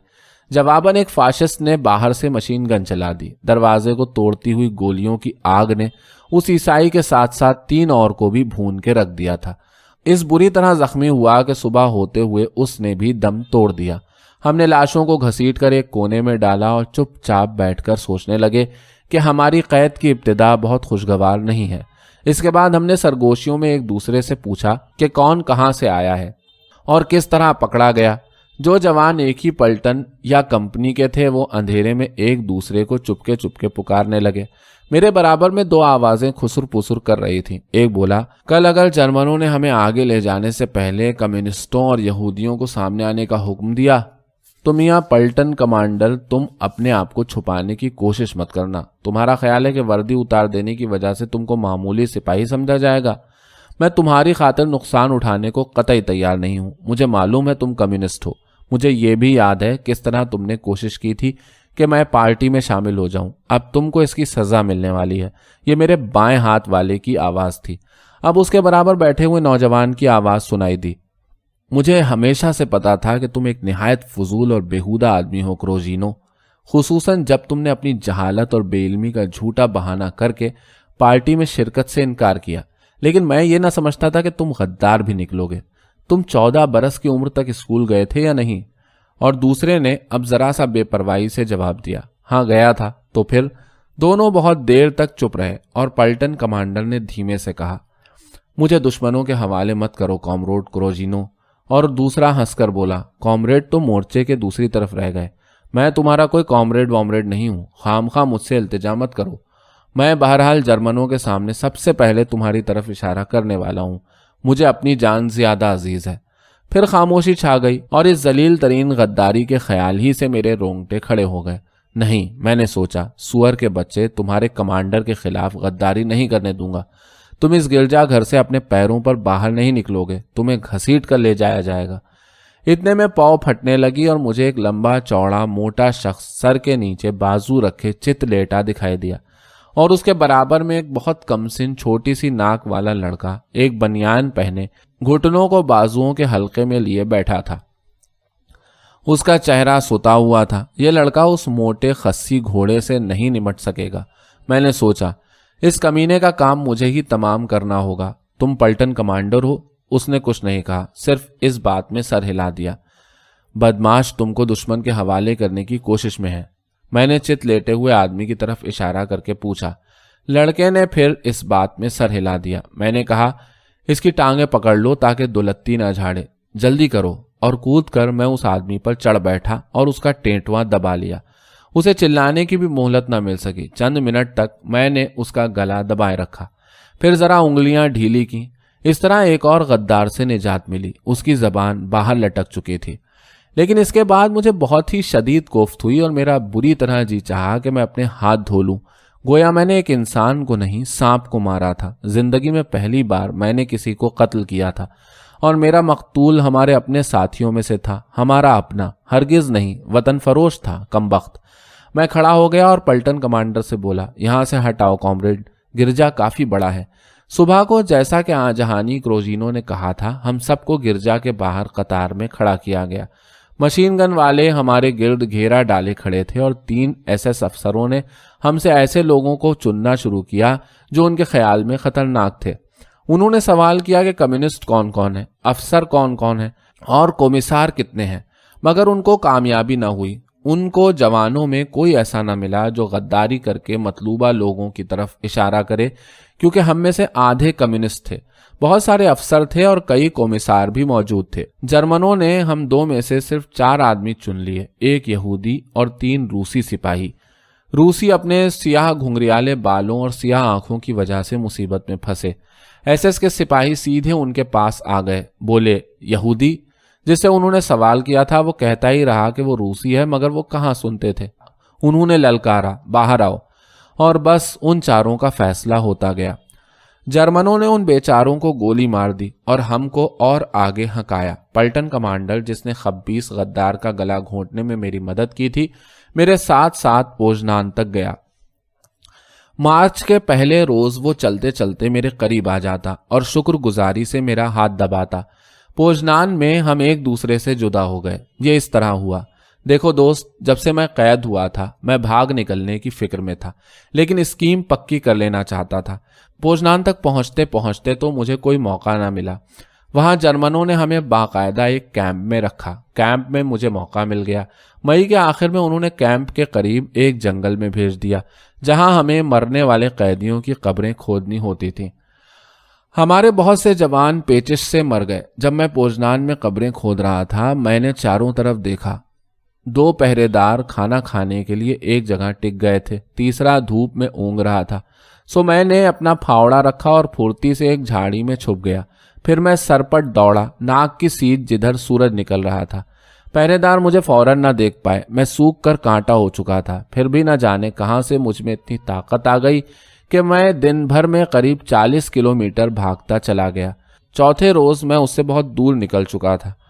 تب ان جرمنوں نے مجھے پکڑ لیا۔ انہوں نے میرے پیچھے شکاری کتے لگا دیے تھے اور انہوں نے مجھے جئی کے کھیت میں آ لیا، جس کی ابھی کٹائی نہیں ہوئی تھی۔ منہ اندھیرے میں نے خود کو کھلے میدان میں پایا، جو جنگل سے قریب 3 کلومیٹر دور تھا۔ میں دن کی روشنی میں باہر نکلنے سے ڈر رہا تھا، سو جئی کے کھیت میں چھپا لیٹا رہا۔ تھوڑے سے دانے توڑ کر میں نے جیب میں بھر لیے۔ اتنے میں کتوں کے بھونکنے کی آواز اور موٹر سائیکل کے گڑگڑانے کی آواز سنائی دی۔ میرا کلیجہ منہ کو آ گیا، کیونکہ اب کتے سر پر پہنچ چکے تھے۔ چت لیٹ کر میں نے سر باہوں میں چھپا لیا تاکہ کتا میرا چہرہ نہ بھموڑ لیں۔ خیر، وہ اوپر آن پہنچے۔ 1 منٹ میں انہوں نے میرے چیتھڑوں کو پارا پارا کر دیا اور میں بالکل ننگا پودا رہ گیا۔ وہ مجھے جئی کے پودوں میں گھسیٹتے پھرے، میری چھیچھا لیدر کر ڈالی اور آخر میں ایک جغادری کتے نے اپنے پنجے میرے سینے پر گاڑ کر میرے حلق پر منہ مارا، لیکن فوراً کاٹا نہیں۔ اتنے میں 2 جرمن موٹر سائیکلوں پر سوار آ نازل ہوئے۔ پہلے انہوں نے پیٹ بھر کر مجھے پیٹا، پھر کتے میرے اوپر چھوڑ دیے۔ میرے گوشت کے لوتھڑے علیحدہ ہو گئے۔ اسی حالت میں میرا ننگا جسم خون سے لت پت تھا۔ جرمن مجھے کیمپ واپس لے گئے۔ بھاگ نکلنے کی سزا میں 1 مہینہ مجھے کال کوٹری میں رکھا گیا، پر میں زندہ رہا۔ ہاں بھائی، میں کسی نہ کسی طرح اپنے آپ کو زندہ رکھنے میں کامیاب ہی رہا۔ قید میں جو کچھ مجھے بھگتنا پڑا اس کی یاد ہی بہت بھیانک ہے۔ اس کا ذکر تم سے کیسے کروں جو جرمنی میں ہم لوگوں پر گزری۔ میرے ساتھیوں کو کیمپ میں انتہائی تکلیفیں اور عذاب دے دے کر جس طرح ہلاک کیا، میں سوچتا ہوں تو میرا کلیجہ منہ کو آتا ہے اور سانس گھٹنے لگتی ہے۔ 2 سال تک انہوں نے ہمیں جانوروں کی طرح ادھر سے ادھر ہکایا۔ شاید میں نے مختلف کیمپوں میں آدھے جرمنی کا چکر لگا لیا۔ سیکئی میں نے نمک کے کارخانے میں کام کیا۔ روہر میں کانوں سے پتھر کا کوئلہ نکالتا رہا۔ بوئریا میں نے پھاوڑے چلائے۔ تھورنگین میں نے اپنا خون پسینہ ایک کیا۔ جرمنی کی سرزمین کے چپے چپے کو میں نے رون ڈالا۔ وہاں کے قدرتی مناظر بہت مختلف ہیں، مگر ہمارے جوانوں کو وہ اسی طرح سارے میں گولیاں مارتے رہے، اور وہ خبیث ملعون سانپ اور کیڑے ہم کو اس طرح پیٹتے تھے کہ ہمارے یہاں آدمی جانوروں کو بھی یوں نہیں مارتے۔ مکے، لاتیں، کوڑے، ربر کے ہینڈ، لوہے کی سلاخیں، بندوق کی نالیاں اور ڈنڈے۔ جرمن ہمیں محض اس قصور پر پیٹتے تھے کہ ہم روسی تھے اور ابھی تک زندہ تھے اور ان کے لیے بیگار کر رہے تھے، اور اگر آپ نے ان کو ذرا تلخی سے دیکھا، ایک قدم غلط رکھا، ان کے حکم پر فوراً نہ پلٹے اور دھوں پٹائی شروع۔ پیٹتے پیٹتے وہ چاہتے تھے کہ ایک روز ہم بے جان ہو کر گر پڑیں، کہ ہمارا اپنا خون ہمارے حلق میں پھنس جائے اور ہم جہنم رسید ہوں۔ شاید ساری جرمنی میں اتنی بھٹیاں اور تندور نہیں تھے جن میں ہم کو ٹھونس دیا جاتا۔ ہر جگہ انہوں نے ہمیں ایک سی غذا دی، 150 گرام روٹی جس میں آدھا بھوسا ہوتا اور شلجم کا پتلا سا شوربہ۔ کئی جگہ پر ہمیں انہوں نے گرم پانی پلایا، کئی جگہ بالکل پیاسا رکھا۔ لیکن بتانے کی کیا ضرورت ہے، تم خود اندازہ کر لو۔ جنگ سے پہلے میرا وزن 86 کلو گرام تھا اور خزاں تک پہنچتے پہنچتے میں 50 کلو گرام بھی نہ رہا۔ ہڈی اور چمڑا رہ گیا، اور اتنی طاقت کہ بس ان ہڈیوں کو سنبھالے رہوں۔ لیکن محنت اور بیگار لازمی تھی، بغیر چوں چرا کیے، اور کام ایسا تھا جو گاڑی میں چلنے والے گھوڑے بھی نہ سہار سکتے تھے۔ ستمبر کے شروع میں ہم 142 سوویت جوانوں کو انہوں نے کسترین کے کیمپ سے کیمپ B14 میں منتقل کر دیا۔ یہ کیمپ ڈریسڈن کے نزدیک ہی تھا۔ اس وقت کیمپ میں 2000 جنگی قیدی موجود تھے۔ ہم پتھروں کی کان میں ان کے جرمن پتھر اپنے ہاتھوں سے کاٹتے۔ ہر آدمی کو 4 کیوبک کلومیٹر روزانہ کاٹنے پڑتے تھے، اور ایسے آدمی جو کمزوری اور ناطاقتی سے نڈھال تھے۔ 2 مہینے بعد ہم 142 آدمیوں میں سے صرف 57 زندہ بچے۔ ہمیں اپنے ساتھیوں کو دفن کرنے کا وقت بھی نہیں ملتا تھا۔ फिर कैंप में यह अफवाह फैली कि जर्मनों ने स्टालिनग्राड पर कब्जा जमा लिया और साइबेरिया में दाखिल हो रहे हैं। एक के बाद एक मुसीबतें बढ़ती गईं। वो हमें जमीन पर गिराकर इस तरह दबाते रहते कि हम अपनी आंखें भी ऊपर न उठा सकें, जैसे हम ही ने उनसे कहा था कि हमें जर्मन धरती से इस तरह चिपका दो। और हर रोज कैंप के पहरेदार हमारे सर पर सवार होकर शराबें पीते, गाने गाते और हुल्लड़ मचाते।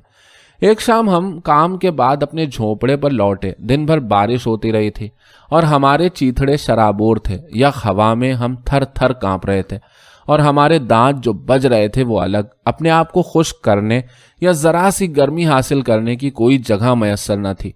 हम भूख से निढाल थे, लेकिन शाम को हमें खाना न दिया जाता था। खैर, तो मैंने अपने चीथड़े अलग किए, उनको अपनी खाट पर फेंका और कहा, ये हरामी हमसे रोजाना 4 क्यूबिक मीटर खुदाई चाहते हैं, लेकिन सिर्फ 1 क्यूबिक मीटर ही में हम में से एक आसानी से तोपदम हो सकता है। मैंने सिर्फ इतना ही कहा था, लेकिन हम ही में से एक जलील कुत्ते ने जाकर कैंप कमांडर से मेरी चुगली कर दी। कैंप कमांडर मोक्सियल नाम का एक जर्मन था। दरमियाना कद, गठा हुआ जिस्म, झर्रे सफेदी माइल बाल, उसके सर के बाल, पलकें, आंखें तक बुझी हुई सी थीं। आंखों के ढेले उबले पड़ते थे। रूसी फर्राटे से बोलता था, बल्कि उसका लहजा तक वोल्गा के इलाके का सा था, जैसे उधरी का बाशिंदा हो। और गालियां कैसी फरमाइशी देता था। आदमी था कि शैतान का चरखा, जाने इतनी शैतानत उसने कहां से हासिल की। वो हमें एक कतार में खड़ा कर देता और अपने हाथ पीछे कमर पर बांधकर अपने एसएस अफसरों के जमघटे में खड़ा सामने आता। वो अपने चमड़े के दस्तानों के नीचे लोहे की एक पत्थर चढ़ाए रहता था ताकि उंगलियां महफूज रहें। कतार के सामने से गुजरते हुए वो हर दूसरे कैदी की नाक पर ऐसा घूंसा जमाता कि नक्सीर फूट पड़ती। वो उसे इन्फ्लुएंजा के लिए इंजेक्शन कहता था। रोजाना यही होता। कैंप में 4 ब्लॉक थे। एक रोज वो एक ब्लॉक को इन्फ्लुएंजा का इंजेक्शन देता, दूसरे रोज दूसरे ब्लॉक को। नागा कभी न करता, लेकिन एक बात उस उल्लू के पट्टे की समझ में ना आती थी। अपना चक्कर लगाने से पहले अपना पारा हद से ज्यादा ऊंचा चढ़ाने के लिए वो कैदियों की एक कतार के सामने खड़े होकर गालियां देनी शुरू कर देता। और उन गालियों का असर पता है क्या होता? हम लोग जरा शगुफ्ता हो जाते, क्योंकि उसके अल्फाज ऐसे लगते जैसे हमारे ही दिल से निकल रहे हों, और जरा हमारी तबीयत हल्की हो जाती। अगर उसे मालूम हो जाता कि उसकी गालियों से हम लोग बहल जाते हैं, तो वो शायद रूसी में गालियां न देता, बल्कि अपनी ही जबान में बकता रहता। हम में से सिर्फ एक मॉस्को के पुराने यार को उस पर ताव आ जाता था। जब ये इस तरह गालियां देता है तो मैं आंखें बंद करके सोचता हूं कि मॉस्को में हूं और शराब खाने में बैठा एक गिलास चढ़ा रहा हूं, और मुझे बियर के एक गिलास की आरजू में चक्कर सा आ जाता है। खैर, तो जिस दिन मैंने क्यूबिक मीटर वाली बात कही थी, उसके दूसरे रोज कमांडेंट ने मेरा धोबी घाट शुरू कर दिया। शाम को एक तर्जुमान और 2 पहरेदार मेरे पास आए। सोलोकोव, आंद्रे, बाहर निकलो। क्विक मार्च, कमांडर साहब तुमसे बात करना चाहते हैं। मैं समझ गया कि कमांडर साहब क्या बात करना चाहते हैं, सो मैंने अपने दोस्तों को अलविदा कहा। उन सबको मालूम था कि मैं अपनी मौत की तरफ जा रहा हूं। फिर मैंने एक गहरा सांस लिया और पहरेदारों से पीछे हो गया। कैंप का सहन पार करते हुए मैंने नजर उठाकर सितारों को देखा और उनको भी अलविदा कहा और सोचा, आंद्रे, तुम हर मुमकिन तकलीफ झेल चुके हो। Andre सोलोकोव, number 321। मुझे एरिना और बच्चों पर तरस आया। फिर मैंने उनका ख्याल छोड़कर पिस्तौल की गोलियों से छलनी होने वाले सिपाही की तरह हिम्मत बांधी, ताकि दुश्मन ये ना देख सकें कि जिंदगी से जुदा होना मेरे लिए कितना मुश्किल होगा। कमांडेंट के कमरे की खिड़की में फूल सजे थे। हमारे क्लबों की तरह साफ सुथरी जगह थी। एक मेज के गिर्द कैंप के सारे अफसर बैठे थे और सूअर की चर्बी थूरने में मशगूल थे। मेज पर शराब की बड़ी सी बोतल रखी थी और ढेर सारी रोटी, सूअर की चर्बी, सेब और हर किस्म के खाने। मैंने उन चीजों पर नजर डाली। यकीन जानो, मेरा जी मितला उठा और तकरीबन उल्टी आ गई। मैं भूख से मरा जा रहा था और उस वक्त तक भूल चुका था कि इंसानों के खाने किस किस्म के होते हैं, और अब ये सारी नेमतें मेरे सामने चुनी थीं। किसी न किसी तरह मैंने अपनी मतली पर काबू पाया और बड़ी हिम्मत से नजरें मेज की तरफ से हटा लीं। मेरे बिल्कुल सामने मोकेल डटा बैठा था। उसे चढ़ी हुई थी और पिस्तौल से खेल रहा था। सुअर का बच्चा टकटकी बांधे वो मुझे देखता गया। خیر میں اٹینشن کھڑا ہو گیا، اپنی شکستہ ایڑیاں جوڑ کر ایک دوسرے سے ٹکرائیں اور اونچی آواز میں رپورٹ کی، جنگی قیدی آندرے سوکولوف حاضر ہے۔ اور اس نے مجھ سے کہا، روسی ایوان 4 کیوبک میٹر سے جان نکلتی ہے، کیوں؟ جی ہاں کمانڈنٹ صاحب، اور 1 کیوبک میٹر تمہاری قبر کے لیے کافی ہے؟ جی ہاں کمانڈنٹ صاحب، کافی سے زیادہ ہے۔ وہ کھڑا ہو کر بولا، میں تمہاری بہت خاطر کرنے والا ہوں، ان الفاظ کی سزا میں بنفس نفیس تم کو گولی مار دوں گا، یہاں بہت گندگی پھیلے گی، اس لیے آؤ باہر چلتے ہیں، جو آپ کی مرضی۔ میں نے جواب دیا۔ وہ منٹ بھر کھڑا سوچتا رہا، پستول میز پر پھینک کر گلاس شراب سے بھرا ڈبل روٹی کا ٹکڑا اٹھا کر اس پر چربی پھیلائی اور یہ سب چیزیں میرے سامنے کر کے بولا، مرنے سے پہلے روسی ایوان جرمن ہتھیاروں کی جیت کا جام پی جاؤ۔ میں گلاس اور روٹی اس کے ہاتھ سے لینے ہی والا تھا، جب میں نے اس کے الفاظ سنے تو جیسے میرے اندر کوئی چیز جلنے لگی۔ میں ایک روسی سپاہی جرمن ہتھیاروں کی فتح کا جام پیوں؟ اس کے بعد اور کیا حکم دو گے کمانڈر کے بچے؟ جہنم میں جائے تمہاری شراب۔ میں نے گلاس اور روٹی میز پر رکھ دی اور بولا، آپ کی مہربانی اور میزبانی کا شکریہ، لیکن میں شراب نہیں پیتا۔ وہ مسکرایا، تو ہماری جیت کا جام نہیں پیو گے تم، میری موت اور ساری تکلیفوں سے چھٹکارا، میں نے کہا، اور گلاس گھٹاگھٹ چڑھا گیا۔ لیکن ڈبل روٹی کو میں نے ہاتھ نہ لگایا، بڑی شائستگی سے میں نے ہاتھوں سے ہونٹ پونچھے اور کہا، میزبانی کا شکریہ، اب میں تیار ہوں، میرا قصہ پاک کیجیے۔ لیکن وہ مجھے غور سے دیکھ رہا تھا۔ مرنے سے پہلے ایک لقمہ تو کھا لو، اس نے کہا، پر میں نے کہا، میں پہلے گلاس کے بعد کبھی نہیں کھاتا۔ سو اس نے دوسرا گلاس بھر کے مجھے تھمایا، میں وہ بھی چڑھا گیا، مگر روٹی نہیں چھوئی۔ میں نے اپنی ہمت پر سارا داؤ لگا دیا تھا، سمجھے میرے بھائی۔ خیر تو میں نے سوچا صحن میں جا کر گولی کا نشانہ بننے سے پہلے میں نشے میں دھت ہو چکا ہوں گا۔ کمانڈنٹ نے اپنی سفید بھویں اوپر اٹھائیں، کھاتے کیوں نہیں؟ روسی ایوان شرماؤ مت۔ لیکن میں اپنی جگہ ڈٹا رہا، معاف کیجئے کمانڈنٹ صاحب، میں دوسرے گلاس کے بعد بھی نہیں کھاتا۔ اس نے گال پھیلا لیے، پھر زور کا قہقہہ لگایا اور ہنستے ہنستے تیزی سے جرمن میں کچھ کہا، شاید میرے الفاظ کا ترجمہ کر کے اپنے ساتھیوں کو سنایا۔ وہ لوگ بھی ہنسے، کرسیاں پیچھے سرکائیں اور اپنے اپنے شراب کے پیگ میری طرف موڑ کر مجھے دیکھا، اور ان کی نظروں میں مجھے کچھ تبدیلیاں سی دکھائی دی۔ کمانڈنٹ نے تیسرا گلاس بھر دیا، اس کے ہاتھ قہقہے کی وجہ سے لرز رہے تھے۔ میں نے گلاس آہستہ آہستہ ختم کیا، روٹی کا ایک ٹکڑا توڑا اور باقی میز پر رکھ دی۔ میں ان حرامیوں کو دکھانا چاہتا تھا کہ گو میں بھوک سے مر رہا تھا، پر جو ٹکڑے انہوں نے میری طرف پھینکے تھے میں ان سے اپنی پیٹ کی آگ ہرگز نہیں بجھاؤں گا۔ میرے قومی وقار اور غرور نے میرا ساتھ نہیں چھوڑا تھا۔ اپنی آرزو کے مطابق وہ مجھے ایک جانور میں تبدیل نہیں کر سکے تھے۔ اس کے بعد کمانڈنٹ کے چہرے پر سنجیدگی چھا گئی۔ اس نے اپنے سینے پر لگے ہوئے آئرن کراس کے دونوں تمغے سیدھے کیے، پستول کے بغیر میز کے پیچھے سے نکل کر سامنے آیا اور بولا، دیکھو سوکولوف، تم واقعی ایک سچے اصلی روسی سپاہی ہو اور میں ایک بہادر دشمن کی عزت کرتا ہوں۔ میں تم کو گولی نہیں ماروں گا۔ آج ہماری دلاور فوجیں وولگا کے کنارے پہنچ چکی ہیں اور اسٹالن پر مکمل قبضہ کیا جا چکا ہے۔ ہمارے لیے یہ بڑی خوشی کا موقع ہے اور اس لیے میں کمال مہربانی سے تمہاری جان بخشی کرتا ہوں۔ اپنے بلاک واپس جاؤ اور اپنی بہادری کے صلے میں یہ لیتے جاؤ۔ اس نے ایک چھوٹی سی ڈبل روٹی اور سور کی چربی کا ٹکڑا تھما دیا۔ میں نے بے حد مضبوطی سے ڈبل روٹی اپنے سینے سے لگائی اور گوشت بائیں ہاتھ میں پکڑ لیا۔ میں حالات کی اس اچانک کایا پلٹ سے اس قدر بوکھلا چکا تھا کہ میں نے شکریہ بھی ادا نہیں کیا۔ واپس پلٹا اور دروازے کی طرف گیا اور پورے وقت میں سوچتا رہا، اب وہ پیچھے سے مجھے گولی مار دے گا اور میں یہ روٹی اپنے ساتھیوں کو نہ پہنچا سکوں گا۔ لیکن کچھ نہیں ہوا۔ موت ایک بار پھر میرے پاس سے ہو کر نکل گئی اور میں نے اس دفعہ بھی صرف اس کی ٹھنڈی سانس ہی محسوس کی۔ میں مضبوط قدموں سے کمانڈر کے کمرے سے باہر نکلا، لیکن باہر جا کر سارے میں لڑکھڑاتا رہا۔ لشتم پشتم جھوپڑے میں جا کر دھم سے سیمنٹ کے فرش پر گر پڑا اور بے ہوش ہو گیا۔ لڑکوں نے مجھے منہ اندھیرے ہی جگا دیا اور پوچھنے لگے، بتاؤ کیا ہوا، جلدی بتاؤ۔ تب مجھے کمانڈنٹ کے کمرے کا سارا واقعہ یاد آیا اور میں نے ان کو اپنی داستان سنائی۔ ہم لوگ کھانا کس طرح تقسیم کریں گے؟ اوپر کی کھاٹ پر سے ایک آدمی نے کانپتی ہوئی آواز میں پوچھا۔ سب برابر برابر کا حصہ بانٹ ہوگا بھائی، میں نے اس سے کہا۔ ہم دن نکلنے کے منتظر رہے۔ ایک دھاگے کی مدد سے ڈبل روٹی اور چربی کو کاٹا گیا۔ دیا سلائی کی ڈبیا کے برابر ڈبل روٹی ہم سب کے حصے میں آئی، اس کا ایک ذرہ بھی ہم نے ضائع نہیں کیا۔ چربی تو اتنی کم تھی کہ اس سے ہونٹ ہی تر کیے جا سکتے تھے، لیکن ہم نے اس کے بھی انصاف سے حصے کر لیے۔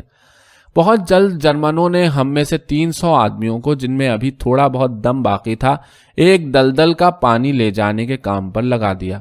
محاذ پر ہمارے جوان جرمنی کا تھوڑا سا پلیتھن نکال چکے تھے اور فاشسٹ جنگی قیدیوں کے ساتھ اتنی تحقیر کا برتاؤ نہیں کرتے تھے، اور ایک روز انہوں نے دن کی شفٹ کے سارے مزدوروں کو قطار میں کھڑا کیا۔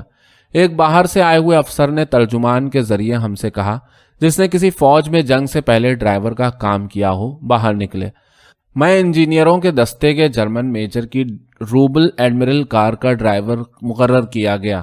یہ میجر بھی ایک زبردست فیشسٹ سور تھا، ٹھگنا قد، توند چوکور، اور عورتوں کے ایسے سامنے کے کالر کے اوپر 3 ٹھوڑیاں اور پیچھے گردن پر 3 موٹے موٹے تل۔ تول میں 100 ویٹ تو اس گینڈے کی چربی نکلتی ہے، اسٹیم انجن کی طرح ہونکتا تھا۔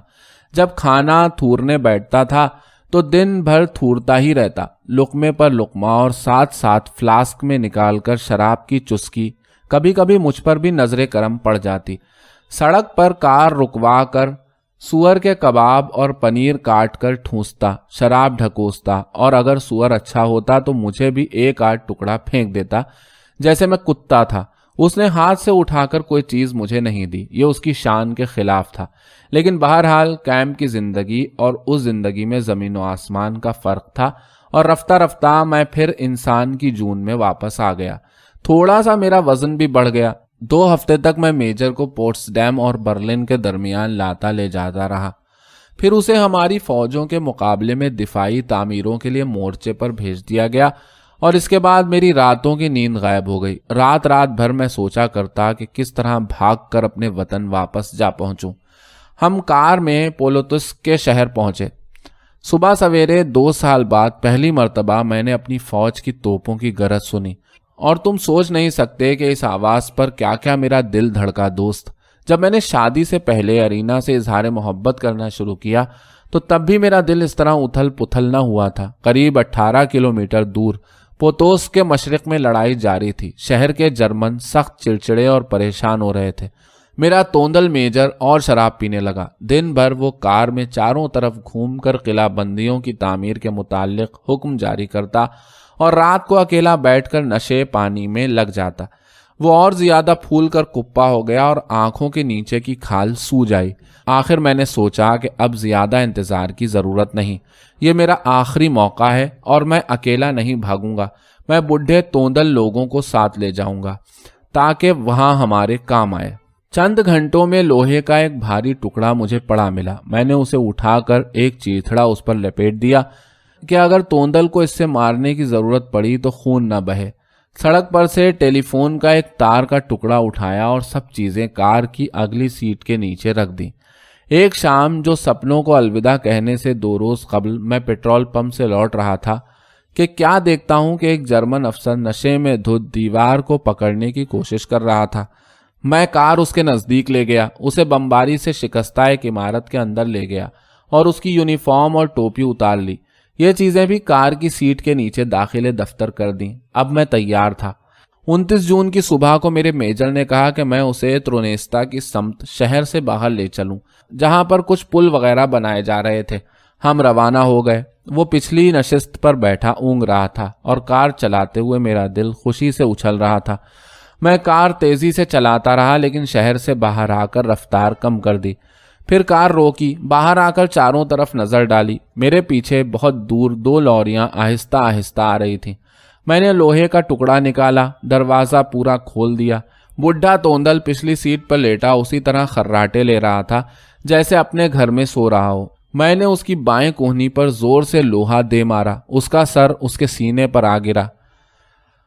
میں نے اپنا کام پکا کرنے کے لیے ایک اور ضرب لگائی، لیکن میں اسے مارنا نہیں چاہتا تھا، بلکہ میرا ارادہ تھا کہ اسے زندہ ہی ہمراہ لے چلوں۔ اس کے ذریعے ہمارے جوانوں کو بہت سی معلومات حاصل ہو سکتی تھیں۔ چنانچہ پستول اس کی پیٹی سے نکال کر میں نے اپنی جیب میں ٹھونس لیا۔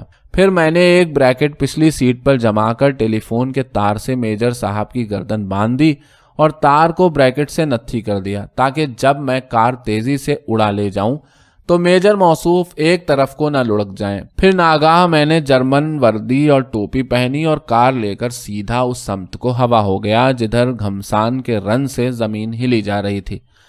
میں دو زمین دوز قلعوں کے قریب سے نکلتا ہوا جرمن مورچے کے پار نکل گیا۔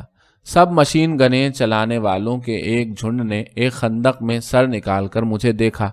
میں نے جان بوجھ کر رفتار کم کر دی تاکہ وہ دیکھ لیں کہ میرے ساتھ ایک میجر بھی موجود ہے۔ انہوں نے ہاتھ ہلا ہلا کر چلانا شروع کیا کہ میں آگے نہ جاؤں، لیکن میں نے ظاہر کیا کہ ان کی بات پلے ہی نہیں پڑی اور 80 میل کی رفتار پر اڑن چھو ہو گیا۔ اس سے پہلے کہ ان کو اصل واقعے کا احساس ہو اور وہ گولہ باری شروع کریں، میں دونوں مورچوں کے درمیان غیر جانبدار قلعے میں پہنچ کر خرگوش کی طرح بارود کی زمینی سرنگوں میں سے پھلانگتا چلا جا رہا تھا۔ جرمن میرے پیچھے سے گولہ باری کر رہے تھے۔ پھر ہمارے جوانوں کو بھی غصہ آ گیا اور انہوں نے عین میرے مقابل دھواں دار گولے چلانے شروع کر دیے۔ 4 گولیاں موٹر کے اگلے شیشے میں آ کر لگیں اور ریڈیئیٹر چھلنی ہو گیا، لیکن کچھ ہی دور پر مجھے ایک جنگل اور جھیل نظر آئی۔ کچھ جوان کار کی طرف دوڑتے ہوئے آئے، چنانچہ میں جنگل میں سے زن سے اور آگے نکل گیا۔ پھر میں زمین پر گر گیا اور میں نے اپنی دھرتی کو چوما۔ اب میں سانس بھی مشکل سے لے سکتا تھا۔ ایک جوان لڑکا وردی کے کندھے پر خاکی پٹیاں لگائے سب سے پہلے میرے پاس آیا۔ میں نے وردی پہلے کبھی نہ دیکھی تھی اور مسکرا کر بولا، آہا جرمن شیطان، راستہ بھول گیا کیا؟ میں نے اپنی جرمن وردی پھاڑ کر پھینک دی، ٹوپی قدموں میں گرا دی اور اس سے کہا، واہ بیٹا واہ، میں جرمن ہوں، دورونیش کے پرانے پاپی، میں جرمن، میں جنگی قیدی تھا، سمجھے میاں صاحب زادے؟ اور اب اس منہ سور کی رسیاں کھول جو کار میں بیٹھا ہے، اس کا بستہ اٹھاؤ اور اسے اپنے کمانڈر کے پاس لے جاؤ۔ میں نے اپنا پستول نوجوان کے حوالے کیا اور ایک کے بعد دوسرے افسر تک ہوتے ہوتے شام تک ڈویژن کے کرنل کے پاس رپورٹ کرنے کے لیے پہنچ گیا۔ اس وقت تک مجھے کھانا کھلا دیا گیا تھا، نہا دھو چکا تھا، مختلف سوالات کا جواب دے چکا تھا اور مجھے نئی وردی مل چکی تھی۔ جب میں کرنل کی خندق میں پہنچا اس وقت صاف ستھرا، مطمئن اور معقول معلوم ہو رہا تھا۔ کرنل اپنے ڈیسک سے اٹھا، میرے پاس آیا اور سارے افسروں کے سامنے مجھے اپنے بازوؤں میں لے کر بولا، شاباش جوان، یہ زبردست تحفہ جو تم ہمارے لیے لائے ہو اس کا بہت بہت شکریہ۔ تمہارے میجر اور اس کے بستے کے ذریعے ہمیں وہ کچھ معلوم ہو گیا جو ہم مورچے پر پکڑے ہوئے 20 جرمنوں کے ذریعے بھی معلوم نہ کر سکتے۔ میں تمہارے لیے تمغے کی سفارش کروں گا۔ اس کے الفاظ اور اس کی محبت کے رویے کی وجہ سے میرے ہونٹ کانپنے لگے اور میں صرف اتنا کہہ سکا، کامریڈ کرنل، میں انفینٹری یونٹ میں بھرتی ہونا چاہتا ہوں۔ لیکن کرنل نے ہنس کر میرے کندھے تھپ تھپائے، اس حالت میں کہ تم اپنے پیروں پر مشکل سے کھڑے ہو سکتے ہو، ابھی اور اس طرح لڑو گے؟ تم کو فوراً ہسپتال بھیج رہا ہوں، وہاں تمہاری مرہم پٹی کی جائے گی، تمہیں اچھی طرح کھلایا پلایا جائے گا، پھر تم مہینے بھر کی چھٹی پر اپنے گھر جاؤ گے، تمہاری واپسی پر دیکھیں گے کہ تم کو کہاں لگایا جائے۔ کرنل اور سارے افسروں نے مجھ سے ہاتھ ملایا اور الوداع کہا، اور جب میں باہر نکلا تو میرا سر گھوم رہا تھا، کیونکہ پچھلے 2 برسوں میں میں بھول چکا تھا کہ انسان کے ساتھ کیسا برتاؤ کیا جاتا ہے۔ اور دوست، تم کو یہ بھی بتا دوں کہ مجھے بڑے جرمن افسروں سے بات کرتے وقت مکہ پڑنے یا مار کھانے کے ڈر سے اپنا سر کندھوں میں چھپانے کی عادت پڑ گئی تھی، اور یہ عادت وطن پہنچ کر بھی بہت دنوں بعد چھٹ سکی۔ اس طرح کی ٹریننگ ہمیں فاشسٹ کیمپوں میں ملی تھی۔ ہسپتال پہنچتے ہی میں نے ایرینا کو خط لکھا، مختصر لفظوں میں اسے اپنی ساری داستان سنائی۔ پتہ نہیں بچوں کی طرح میں نے تھوڑی سی شیخی بھی بگھاری۔ میں تو یہ تک لکھتے لکھتے رہ گیا کہ کرنل میرے لیے تمغے کی سفارش کرنے والا ہے۔ 2 ہفتے تک بس میں سوتا تھا اور کھاتا تھا۔ شروع میں مجھے تھوڑا کھلایا گیا اور تھوڑے تھوڑے وقفے کے بعد کافی دن گزر گئے، لیکن خط کا جواب نہیں آیا اور مجھے فکر ہو گئی، نہ کھانے کو جی چاہتا نہ نیند آتی، قسم قسم کے برے خیال ہولانے لگے۔ تیسرے ہفتے دورونیس سے چٹھی آئی، لیکن ایرینا کی چٹھی نہیں تھی۔ ایک پڑوسی نے جواب دیا تھا، خدا دشمن کو بھی ایسا خط نہ پڑھائے۔ پڑوسی نے لکھا تھا کہ جرمنوں نے ہوائی جہاز کی فیکٹری پر بم برسائے اور ایک بھاری بم سیدھا میرے کاٹیج پر آ گرا۔ ایرینا اور لڑکیاں اس وقت گھر پر ہی تھیں۔ اب کچھ باقی نہیں، کاٹیج کی کچھ زمین میں ایک بڑا سا شگاف پڑ گیا ہے۔ پہلے تو میں خط پورا نہ پڑھ سکا، آنکھوں کے آگے اندھیرا ہو گیا۔ میرا دل ایک چھوٹی سی گیند کی طرح ایسا سکڑا کہ مجھے لگا اب اس کی حرکت بھی بند ہو جائے گی۔ پھر پلنگ پر لیٹ کر میں نے اپنے اندر ہمت پیدا کرنے کی کوشش کی اور خط کو آخر تک پڑھ ڈالا۔ پڑوسی نے لکھا تھا کہ میرا بیٹا اناتولی بمباری کے وقت شہر گیا ہوا تھا۔ شام کو وہ اس جگہ آیا جہاں چند گھنٹے قبل اس کا گھر تھا۔ اس کھڈ پر نظر ڈالی جہاں بم گرا تھا اور جہاں پہلے ہمارا گھر تھا، اور اسی رات شہر لوٹ گیا۔ اس نے میرے پڑوسی سے صرف اتنا کہا کہ وہ فوج میں بھرتی ہونے جا رہا ہے۔ جب میرے دل کو ذرا سکون ملا اور مجھے لگا جیسے میرے خون کی تیز گردش میرے کانوں تک امڑ آئی ہے، تو مجھے یاد آیا کس طرح ایرینا اسٹیشن پر مجھ سے چمٹ گئی تھی۔ اس کے دل نے، عورت کے دل نے اسے کہہ دیا تھا اس دنیا میں یہ ہماری آخری ملاقات تھی، اور میں نے اسے پرے دھکیل دیا تھا۔ ایک وقت تھا کہ جب میرا ایک کنبہ تھا، میرا اپنا مکان تھا جو میں نے برسوں کی محنت سے بنایا تھا، اور وہ سب کچھ جنگ میں ختم ہو گیا، اور اب میں اکیلا تھا۔ یہ میری برباد زندگی، یہ سب خواب ہے، میں نے سوچا۔ قید کے زمانے میں ہر رات میں نے سرگوشی میں اپنی ایرینا سے، اپنے بچوں سے باتیں کی تھیں، ان کو دلاسا دیا تھا، ان سے کہا تھا کہ جلد گھر لوٹ رہا ہوں، رو مت۔ میں ان کو چپکے سمجھایا کرتا تھا، میں مضبوط ہوں، نڈر ہوں، میں سب کچھ سہار سکتا ہوں، ایک دن ہم سب دوبارہ اکٹھے ہوں گے۔ 2 سال تک میں ان لوگوں سے باتیں کر رہا تھا جو مر چکے تھے۔ وہ قوی ہیکل انسان چند لمحوں کے لیے خاموش ہو گیا۔ جب اس نے دوبارہ بات شروع کی تو اس کی آواز مرتعش تھی۔ ایک سگریٹ اور پی ڈالی۔ دوست، میرا دم گھٹ رہا ہے۔ ہم نے سگریٹ جلائے۔ ایک کھٹ بڑھئی کی آواز سیلاب زدہ جنگل میں دفتن بہت تیز ہو گئی۔ گرم ہوا بیت کی خشک پتیوں میں اب بھی سرسرا رہی تھی۔ بادل سفید بادبانوں کی طرح اوپر نیلے آسمان میں تیرتے ہوئے گزر رہے تھے، لیکن مکمل اتھاہ خاموشی کے ان لمحات میں جبکہ بے کنار دنیا بہار کی گمبھیر تکمیل کی منتظر تھی، دنیا جو حیات کی ابدی پائندگی کی توثیق کی منتظر تھی، مجھے بہت مختلف معلوم ہوئی۔ خاموش رہنا اتنا اذیت دہ تھا کہ میں نے سوال کیا، پھر کیا ہوا؟ داستان گو نے ذرا خلاف مرضی جواب دیا۔ مجھے کرنل نے 1 مہینے کی چھٹی دی اور ہفتے بھر بعد میں دورونیز میں تھا۔ میں اس جگہ تک پیدل گیا جہاں ایک زمانے میں اپنے کنبے کے ساتھ رہا کرتا تھا۔ کاٹیج کی جگہ پر اب مٹیالے گدلے پانی سے لبریز ایک بڑا سا کھڈ موجود تھا۔ چاروں طرف کمر گھاس اگائی تھی۔ قبرستان کا ایسا سناٹا سارے میں چھایا تھا۔ میں چپ چاپ ہکا بکا کچھ دیر وہاں کھڑا رہا، پھر اسٹیشن روانہ ہو گیا۔ گھر میں صرف گھنٹے بھر ٹھہرا تھا۔ اسی روز میں اپنے ڈویژن پہنچ گیا، لیکن 3 مہینے بعد بادلوں میں سے چھنتے سورج کی طرح مجھے خوشی کی ایک جھلک نظر آئی۔ مجھے اناتولی کے متعلق خبر ملی۔ اسے میرے پڑوسی سے میرا پتہ مل گیا تھا اور اس نے دوسرے مورچے سے مجھے خط لکھا۔ پہلے وہ ایک کالج میں داخل ہوا جہاں حساب میں اس کی مہارت کی وجہ سے اسے بہت مدد ملی۔ سال بھر بعد وہ اونچے نمبروں سے پاس ہوا اور مورچے پر چلا گیا، اور اس نے مجھے لکھا کہ اب وہ کپتان ہے، ایک بیٹری کی کمان کر رہا ہے، اور جب تک اسے 6 اعزاز اور تمغے مل چکے تھے۔ دوسرے لفظوں میں یہ کہ وہ اپنے باپ سے بہت آگے نکل چکا تھا، اور میں غرور اور فخر سے پھولا نہ سمایا۔ میرا بیٹا کپتان، بیٹری کا کمانڈر، اتنے سارے تمغے اور اعزازوں کی کیا پرواہ ہے کہ اس کا باپ ایک گاڑی پر چھرے اور گولیاں ہی لادنے پر جٹا ہوا ہے۔ اس کے باپ کا زمانہ نکل چکا ہے۔ کپتان بیٹے کے سامنے سارا مستقبل ہے، اور اب راتوں کو مجھے بوڑھوں کے خواب نظر آنے لگے۔ لڑائی کے بعد میں اپنے دلارے کا بیاہ رچاؤں گا اور بیٹے بہو کے ساتھ رہا کروں گا، تھوڑا بہت بڑھئی کا کام کر لیا کروں گا اور پوتے کھلاؤں گا۔ لیکن یہ خواب بھی چکنا چور ہو گئے۔ سردیوں کے موسم میں ہم متواتر آگے بڑھ رہے تھے اور ایک دوسرے کو خط لکھنے کا وقت نہ ملتا تھا، لیکن جنگ کے خاتمے کے نزدیک جب ہم برلن کے بالکل قریب پہنچ چکے تھے، میں نے ایک صبح اناتولی کو لکھا اور دوسرے روز ہی اس کا جواب آ گیا۔ معلوم ہوا کہ ایک دوسرے راستے سے وہ بھی برلن پہنچ چکا ہے اور ہم دونوں ایک دوسرے کے بہت ہی قریب موجود ہیں۔ اسے ملنے کی بے صبری میں مجھ سے انتظار کی گھڑیاں کاٹے نہ کٹیں، اور وہ وقت بھی آ گیا۔ عین 9 مئی کو یوم فتح کی صبح ایک جرمن نے کمی گاہ سے گولی چلا کر میرے اناتولی کو ہلاک کر دیا۔ تیسرے پہر کو کمپنی کمانڈر نے مجھے بلا بھیجا۔ ایک اجنبی آرٹلری افسر اس کے پاس بیٹھا تھا۔ میں کمرے میں گیا تو وہ اس طرح کھڑا ہو گیا جیسے میں اس کا اعلیٰ افسر ہوں۔ میرے کمانڈنگ افسر نے کہا، سوکولوف، یہ تم سے ملنے آئے ہیں۔ اتنا کہہ کر وہ کھڑکی کی طرف مڑ گیا۔ मुझे बिजली का झटका सा लगा। मैं समझ गया कि मैं कोई बुरी खबर सुनने वाला हूं। बाबा, हिम्मत से काम लो। तुम्हारा बेटा कैप्टन सोकोलोव आज अपनी बैटरी पर लड़ता हुआ मारा गया। मेरे साथ आओ। मैं लड़खड़ा गया, मगर कदम जमाए रहा।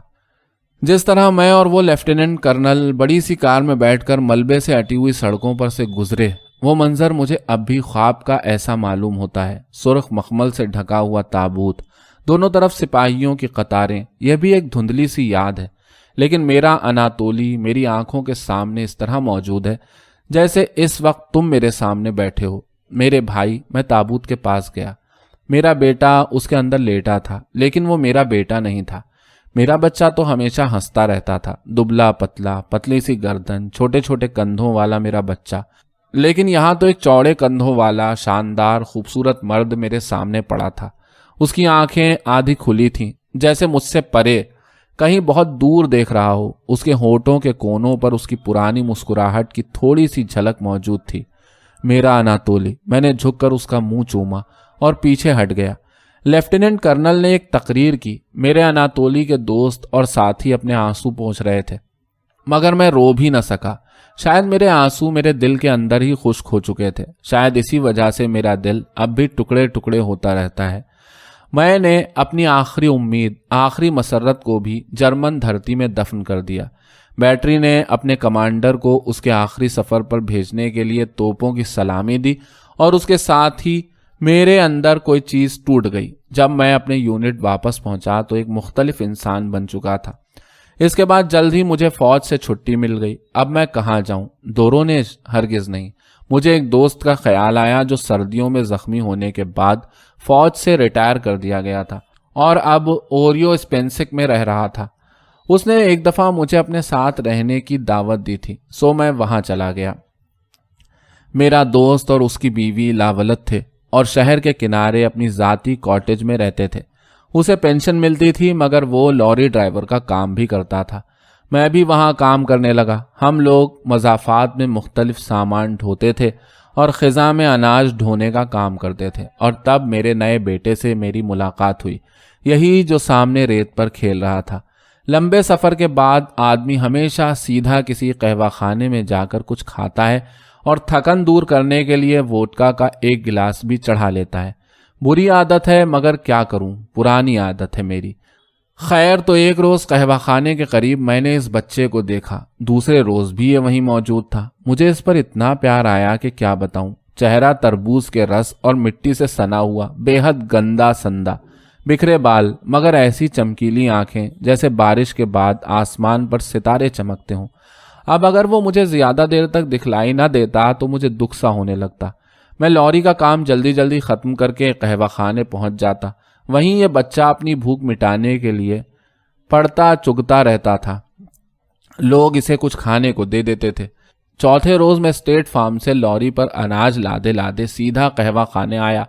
वहाँ यह हजरत सीढ़ियों पर बैठे टांगे चला रहे थे और काफ़ी भूखे मालूम होते थे। खिड़की से सर निकालकर मैं चिल्लाया, हेलो वाइया, इधर आओ, लॉरी पर चढ़ जाओ, तुमको बिजली के झूले की सैर कराएंगे जो अनाज उठाता है, फिर वापस आकर खाना खाएंगे। मेरी आवाज़ पर बच्चा चौंक पड़ा, सीढ़ियों पर से कूद कर लॉरी के पायदान पर चढ़ गया और खिड़की तक उचक कर आहिस्ता से पूछा, आपको मेरा नाम कैसे मालूम हुआ? और मेरे जवाब के इंतज़ार में अपनी तार ऐसी आंखें फैला लीं। मैंने कहा कि बस मैं उन लोगों में से हूँ जो सब कुछ जानते हैं। वो लॉरी के दाहिने हाथ आ गया। मैंने दरवाज़ा खोला और उसे अपने पास बिठाकर रवाना हो गया। बड़ा चौंचाल बच्चा था, मगर अचानक चुपका हो रहा और अपनी लंबी लंबी पलकों में से मुझे देखकर उसने एक आह भरी। इतना सा बच्चा और अभी से उसे आहें भी भरना पड़ गई थीं। तुम्हारे अब्बा कहाँ हैं वाइया? मैंने पूछा। मोर्चे पर मारे गए, उसने एक मध्यम सी आवाज़ में जवाब दिया। और अम्मा? हम ट्रेन में आ रहे थे, बम गिरा और अम्मा भी मारी गईं। ट्रेन में कहाँ से आ रहे थे? पता नहीं, याद नहीं। और तुम्हारे कोई घर वाले नहीं हैं?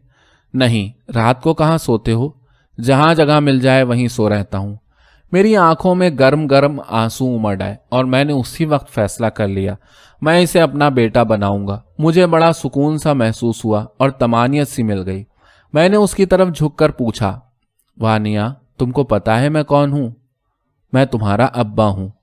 خدایا، اس کے بعد اس بچے نے میرے گلے میں باہیں ڈال دیں، میرا منہ چومنے لگا اور چڑیا کی طرح چہچہا اٹھا، ابا ابا، مجھے پتا تھا تم مجھے ڈھونڈ نکالو گے، میں اتنے دنوں سے انتظار کر رہا ہوں کہ تم مجھے ڈھونڈ نکالو۔ وہ مجھ سے لپٹ گیا اور ہوا میں لرزتے گھاس کے ڈنٹھل کی طرح کانپنے لگا۔ میری آنکھوں کے سامنے دھند چھا گئی، میں کانپ رہا تھا، میرے ہاتھ بھی کانپ رہے تھے۔ نہ جانے اس وقت میں لوری کس طرح چلا پایا۔ پھر ایک گڑھے میں گاڑی روک کر میں نے انجن بند کر دیا۔ مجھے ڈر تھا کہ کوئی حادثہ نہ کر بیٹھوں۔ 5 منٹ تک ہم اسی طرح بیٹھے رہے اور میرا بیٹا چپ چاپ مجھ سے چمٹا اور لرزتا رہا۔ میں نے اسے اپنے دائیں بازو میں سمیٹ لیا، نرمی سے پیار کیا اور بائیں ہاتھ سے لوری چلاتے ہوئے اپنے کاٹیج آ گیا، جہاں میں اپنے دوست اور اس کی بیوی کے ساتھ رہتا تھا۔ لوری پھاٹک پر چھوڑی، اپنے نئے بیٹے کو گود میں اٹھایا اور گھر کے اندر گیا۔ اپنی منی منی باہیں میری گردن میں ڈال کر وہ سختی سے مجھ سے لپٹا رہا، اپنے گال میرے کھردرے چہرے سے لگا دیے اور اس طرح میں اسے گھر کے اندر لے گیا۔ میرا دوست اور اس کی بیوی گھر میں موجود تھے۔ میں نے اندر آ کر انہیں زور سے آنکھ ماری اور شگفتگی سے کہا، میں نے اپنے وانیا کو آخر کار کھوج نکال ہی لیا۔ وہ دونوں خود بے اولاد تھے اور بچے کے لیے ترس گئے تھے۔ فوراً اصل بات سمجھ گئے اور بچے کے لاڈ پیار میں جٹ گئے، لیکن میں اسے 1 منٹ کے لیے بھی نہ چھوڑ سکتا تھا۔ میں نے صابن سے اس کے ہاتھ دھلائے اور میز کے پاس بٹھا دیا۔ دوست کی بیوی نے اسے شوربا پلایا اور جب اس نے دیکھا کہ بچہ کس بے صبری سے بڑے بڑے گھونٹ نگل رہا ہے تو وہ پھوٹ پھوٹ کر رونے لگی۔ چولہے کے پاس کھڑے ہو کر اس نے اپنے آنسو ایپرن میں چھپانے کی کوشش کی۔ میرا وانیا اس کو روتے دیکھ کر فوراً بھاگ کے اس کے پاس گیا اور اس کی اسکرٹ مننے مننے ہاتھوں سے پکڑ کر پوچھنے لگا، خالہ تم کیوں روتی ہو؟ میں ابا کو کیفے کے پاس مل گیا تھا، اب تو تم سب کو خوش ہونا چاہیے اور تم رو رہی ہو۔ اس پر وہ غریب اور زیادہ رونے لگی۔ کھانے کے بعد میں نے نائی کے پاس لے جا کر اس کے بال کٹوائے اور گھر لا کر اسے ٹب میں نہلایا اور صاف چادر میں لپیٹ دیا۔ میرے گلے میں باہیں ڈال کر وہ میری گود میں فوراً سو گیا۔ میں نے اسے آہستہ سے پلنگ پر لٹایا اور کام پر چلا گیا۔ اناج اتروایا اور لوری موٹر خانے میں رکھنے کے بعد بازار آ گیا۔ سرج کی ایک پتلون، ایک منی سی قمیص، ایک جوڑی چپل اور تنکوں کی ٹوپی خریدی۔ گھر پہنچ کر پتا چلا کہ سب چیزیں نہ اس کے سائز کی ہیں اور نہ اچھی قسم کی ہیں۔ میرے دوست کی بیوی نے ڈانٹا، دیوانے ہوئے ہو، اس گرمی میں مننے کو سرج کی پتلون پہنا ہوگے، اور فوراً اس نے اپنی سلائی کی مشین نکال کر میز پر رکھی اور اپنے صندوق میں سے کپڑوں کے ٹکڑے نکال گھنٹے بھر کے اندر اندر میرے وانیا کے لیے سوتی قمیض اور پتلون تیار کر دی۔ رات کو میں نے اسے اپنے ساتھ سلایا اور بہت عرصے بعد چین کی نیند آئی۔ گو رات کو میں 4 مرتبہ اٹھ بیٹھا۔ منا میری بغل میں اس طرح پڑا سو رہا تھا جیسے چڑیا اپنے گھونسلے میں سوتی ہو۔ میں تم کو بتا نہیں سکتا کہ میں اس وقت کتنا خوش تھا۔ میں نے اس خیال سے کہ وہ جاگ نہ جائے کروٹ تک نہ بدلی، لیکن پھر مجھ سے رہا نہ جاتا۔ میں چپکے سے اٹھ کر ماچس جلاتا اور اس کی روشنی میں اس کے پیارے پیارے چہرے کو بار بار تکتا۔ صبح منہ اندھیرے میں اٹھ بیٹھا اور سمجھ میں نہ آیا کہ کمرے میں اتنا حبس سا کیوں ہے۔ تب پتا چلا کہ میرا منا بیٹا اپنی چادر میں سے نکل کر میرے سینے پر پڑا سو رہا تھا اور اپنا منا سا پاؤں اس نے میری گردن میں ٹھونس دیا تھا۔ سوتے میں یہ بچہ مجھے ہمیشہ بہت دق کرتا ہے، لیکن اب مجھے اس کی عادت ہو گئی ہے۔ اگر وہ رات کو میرے پاس نہ ہو تو مجھے بے طرح یاد آتا ہے۔ رات کو میں اس کا سوتا ہوا چہرہ، اس کے گھنگریالے بال دیکھتا رہتا ہوں۔ اس طرح میرے دل کے اندر جو گھاؤ ہیں ان کا درد ذرا کم پڑ جاتا ہے، ورنہ میں تو پتھر کا بت بن چلا تھا۔ شروع میں یہ لوری میں میرے ساتھ ساتھ جاتا تھا، پھر مجھے خیال آیا کہ یہ بات ٹھیک نہیں، اکیلے میں تو مجھے کسی آرام کی ضرورت نہیں۔ دن بھر میں روٹی کا ایک ٹکڑا، پیاز کی ایک گنٹھی اور چٹکی بھر نمک سپاہی آدمی کے لیے کافی ہے، لیکن یہ ساتھ ہو تو اس کے لیے دودھ بھی درکار ہے، ایک انڈا بھی ابالو اور اسے گرم گرم کھانا چاہیے، اور مجھے اپنا کام بھی کرنا ہے۔ سو میں نے ہمت کر کے اسے اپنے دوست کی بیوی کے پاس چھوڑ دیا۔ پہلے تو دن بھر رویا کرتا اور رات کو اناج تولنے کی جگہ بھاگ آتا، وہاں رات گئے تک میری راہ دیکھا کرتا۔ پہلے اس کی وجہ سے مجھے بڑی مصیبت پڑی۔ ایک روز دن بھر کا تھکا ہوا میں اس کے ساتھ بستر پر جا لیٹا۔ ابھی دن کی روشنی باقی تھی۔ یوں تو وہ مینا کی طرح چہچہاتا تھا، مگر اس روز خاموش لیٹا تھا۔ کیا سوچ رہے ہو مننے؟ میں نے اسے سوال کیا۔ وہ چھت کو گھورتا رہا۔ تم نے اپنے چمڑے کی جیکٹ کیا کی ابا؟ میں نے ساری عمر چمڑے کی جیکٹ نہیں پہنی تھی، میں نے بات بنائی۔ वो जैकेट दोरोनेज में रह गई बेटे। मुझे ढूंढ निकालने में तुमको इतनी देर क्यों लगी? मैं तुमको जर्मनी, पोलैंड, बेलोरशिया और न जाने कहाँ कहाँ खोजता फिरा और तुम यहाँ आन मिले। ये जगह जर्मनी से करीब है, हमारे घर से पोलैंड बहुत दूर है, उसने पूछा। इसी तरह बातें करते करते हम दोनों बाप बेटों को नींद आ गई। तुम्हारा ख्याल है चमड़े की जैकेट के बारे में पूछने की कोई वजह नहीं थी। वजह यह थी कि यकीनन उसका बाप चमड़े की जैकेट पहनता होगा और सिर्फ यही उसे याद रह गया था। बच्चों की याददाश्त गर्मियों की बिजली ऐसी है भाईजान, बिजली कौनती है और फिर गायब हो जाती है। हम साल भर और वहीं रहते, लेकिन नवंबर में मेरे साथ एक हादसा हो गया। मैं एक गांव की कीचड़ में से लॉरी ले जा रहा था कि पहिया फिसल गया। एक गाय सामने आ गई, लॉरी के धक्के ने उसे सड़क पर गिरा दिया। गांव की औरतें हल्ला करने लगीं, भीड़ इकट्ठी हो गई और ट्रैफिक इंस्पेक्टर आन मौजूद हुआ। उसने मेरा लाइसेंस छीन लिया। गाय तो उठ खड़ी हुई, दुम हिलाती और जख्म भरकर सड़क पर भाग निकली। मेरा लाइसेंस जब्त हो गया। जाड़ों भर मैं मिस्त्री का काम करता रहा। फिर एक पुराने फौजी दोस्त ने, जो हमारे ही जिले में ड्राइवर है, मुझे अपने पास बुलाया। साल भर तक मिस्त्री बने रहो, अगले साल हमारे जिले में तुमको नया लाइसेंस मिल जाएगा, उसने कहा। चुनांचे अब मैं और मेरा बेटा काशादी जा रहे हैं। लेकिन अगर गाय वाला हादसा भी न हुआ होता तो मैं वो जगह छोड़ देता। मैं एक जगह पर ज्यादा दिनों तक टिक नहीं सकता। जब वानिया जरा बड़ा होकर स्कूल जाने लगेगा तो मैं भी एक जगह पर टिक जाऊंगा। अभी तो हम दोनों रूस की धरती पर आवारा गर्दी करते फिर रहे हैं। सफर में बच्चा थक तो नहीं जाता? मैंने पूछा। वो पाँव ज्यादा नहीं चलता, ज्यादा वक्त मेरी गोदी में रहता है। जब अपनी टांगे सीधी करना चाहता है तो मेरे कंधे से कूद आता है और सड़क पर बकरी की तरह उछलता कूदता फिरता है। नहीं, परेशानी नहीं है भाईजान, असल में मेरे दिल की कोई चूल ढीली हो गई है। मुझे चाहिए कि इसका कोई कल पुर्जा बदलवा डालूं। बाज मर्तबा दिल में ऐसा दर्द उठता है कि मुझे पता नहीं लगता कि मैं क्या कर रहा हूं। मुझे डर है कि किसी रोज सोते में मर जाऊंगा तो मेरे बच्चे को कितनी दहशत होगी। सिर्फ यही बात नहीं, हर रात को मैं ख्वाब में अपने बीवी बच्चों को देखता हूँ। ज्यादातर क्या देखता हूँ, जैसे मैं हूँ और मैं लोहे के तारों वाली बाड़ के इधर मौजूद हूँ और सब दूसरी तरफ आजाद खड़े हैं। मैं एरिना और बच्चों से रत्ती रत्ती बात कहता रहता हूँ, लेकिन जैसे ही मैं तारों का जंगला सामने से हटाने की कोशिश करता हूँ वो सब गायब हो जाते हैं। और एक और अजीब बात है, मेरे मुंह से कभी एक आह नहीं निकलती, आंख से आंसू की एक बूंद नहीं टपकती। लेकिन रात को जब आंख खुल जाती है तो तकिया भीगा होता है। दरिया की तरफ से मेरे दोस्त की आवाज और चप्पू की चपशप सुनाई दी। मेरा गहरा दोस्त मालूम हो रहा था। अपना बड़ा सा लकड़ी के तख्ते जैसा मजबूत हाथ मेरी जानिब बढ़ाया और कहा, अच्छा अब रुखसत भाईजान, खुश रहो। तुम भी खुश रहो दोस्त, काशादी तक तुम्हारा सफर खैरियत से कटे। शुक्रिया बेटे, चलो कश्ती पर चलें, उसने कहा और बच्चा दौड़कर उसके पहलू में आ गया और उसके जैकेट का कोना अपने हाथों में थाम के अपने बाप के बड़े बड़े कदमों के साथ अपने नन्हे नन्हे कदम मिलाकर चलने लगा। दो यतीम, जंग के हौलनाक तूफान के बिखराए हुए रेत के दो जर्रे जो अजनबी जगहों पर डोलते फिर रहे थे। किस किस्म का मुस्तकबिल उनके सामने था। मैं यकीन करना चाहता था कि ये रूसी, ये आहनी अज़्म और इरादे का इंसान मुस्तकबिल को भी झेल लेगा और ये लड़का अपने बाप के पहलू में बड़ा होकर एक ऐसा मर्द बनेगा जो सब कुछ सह सके, जो अपने मुल्क की खातिर बड़ी से बड़ी मुसीबतों का मुकाबला कर सके। उन दोनों को जाता देखते हुए मेरा दिल उदास हो गया।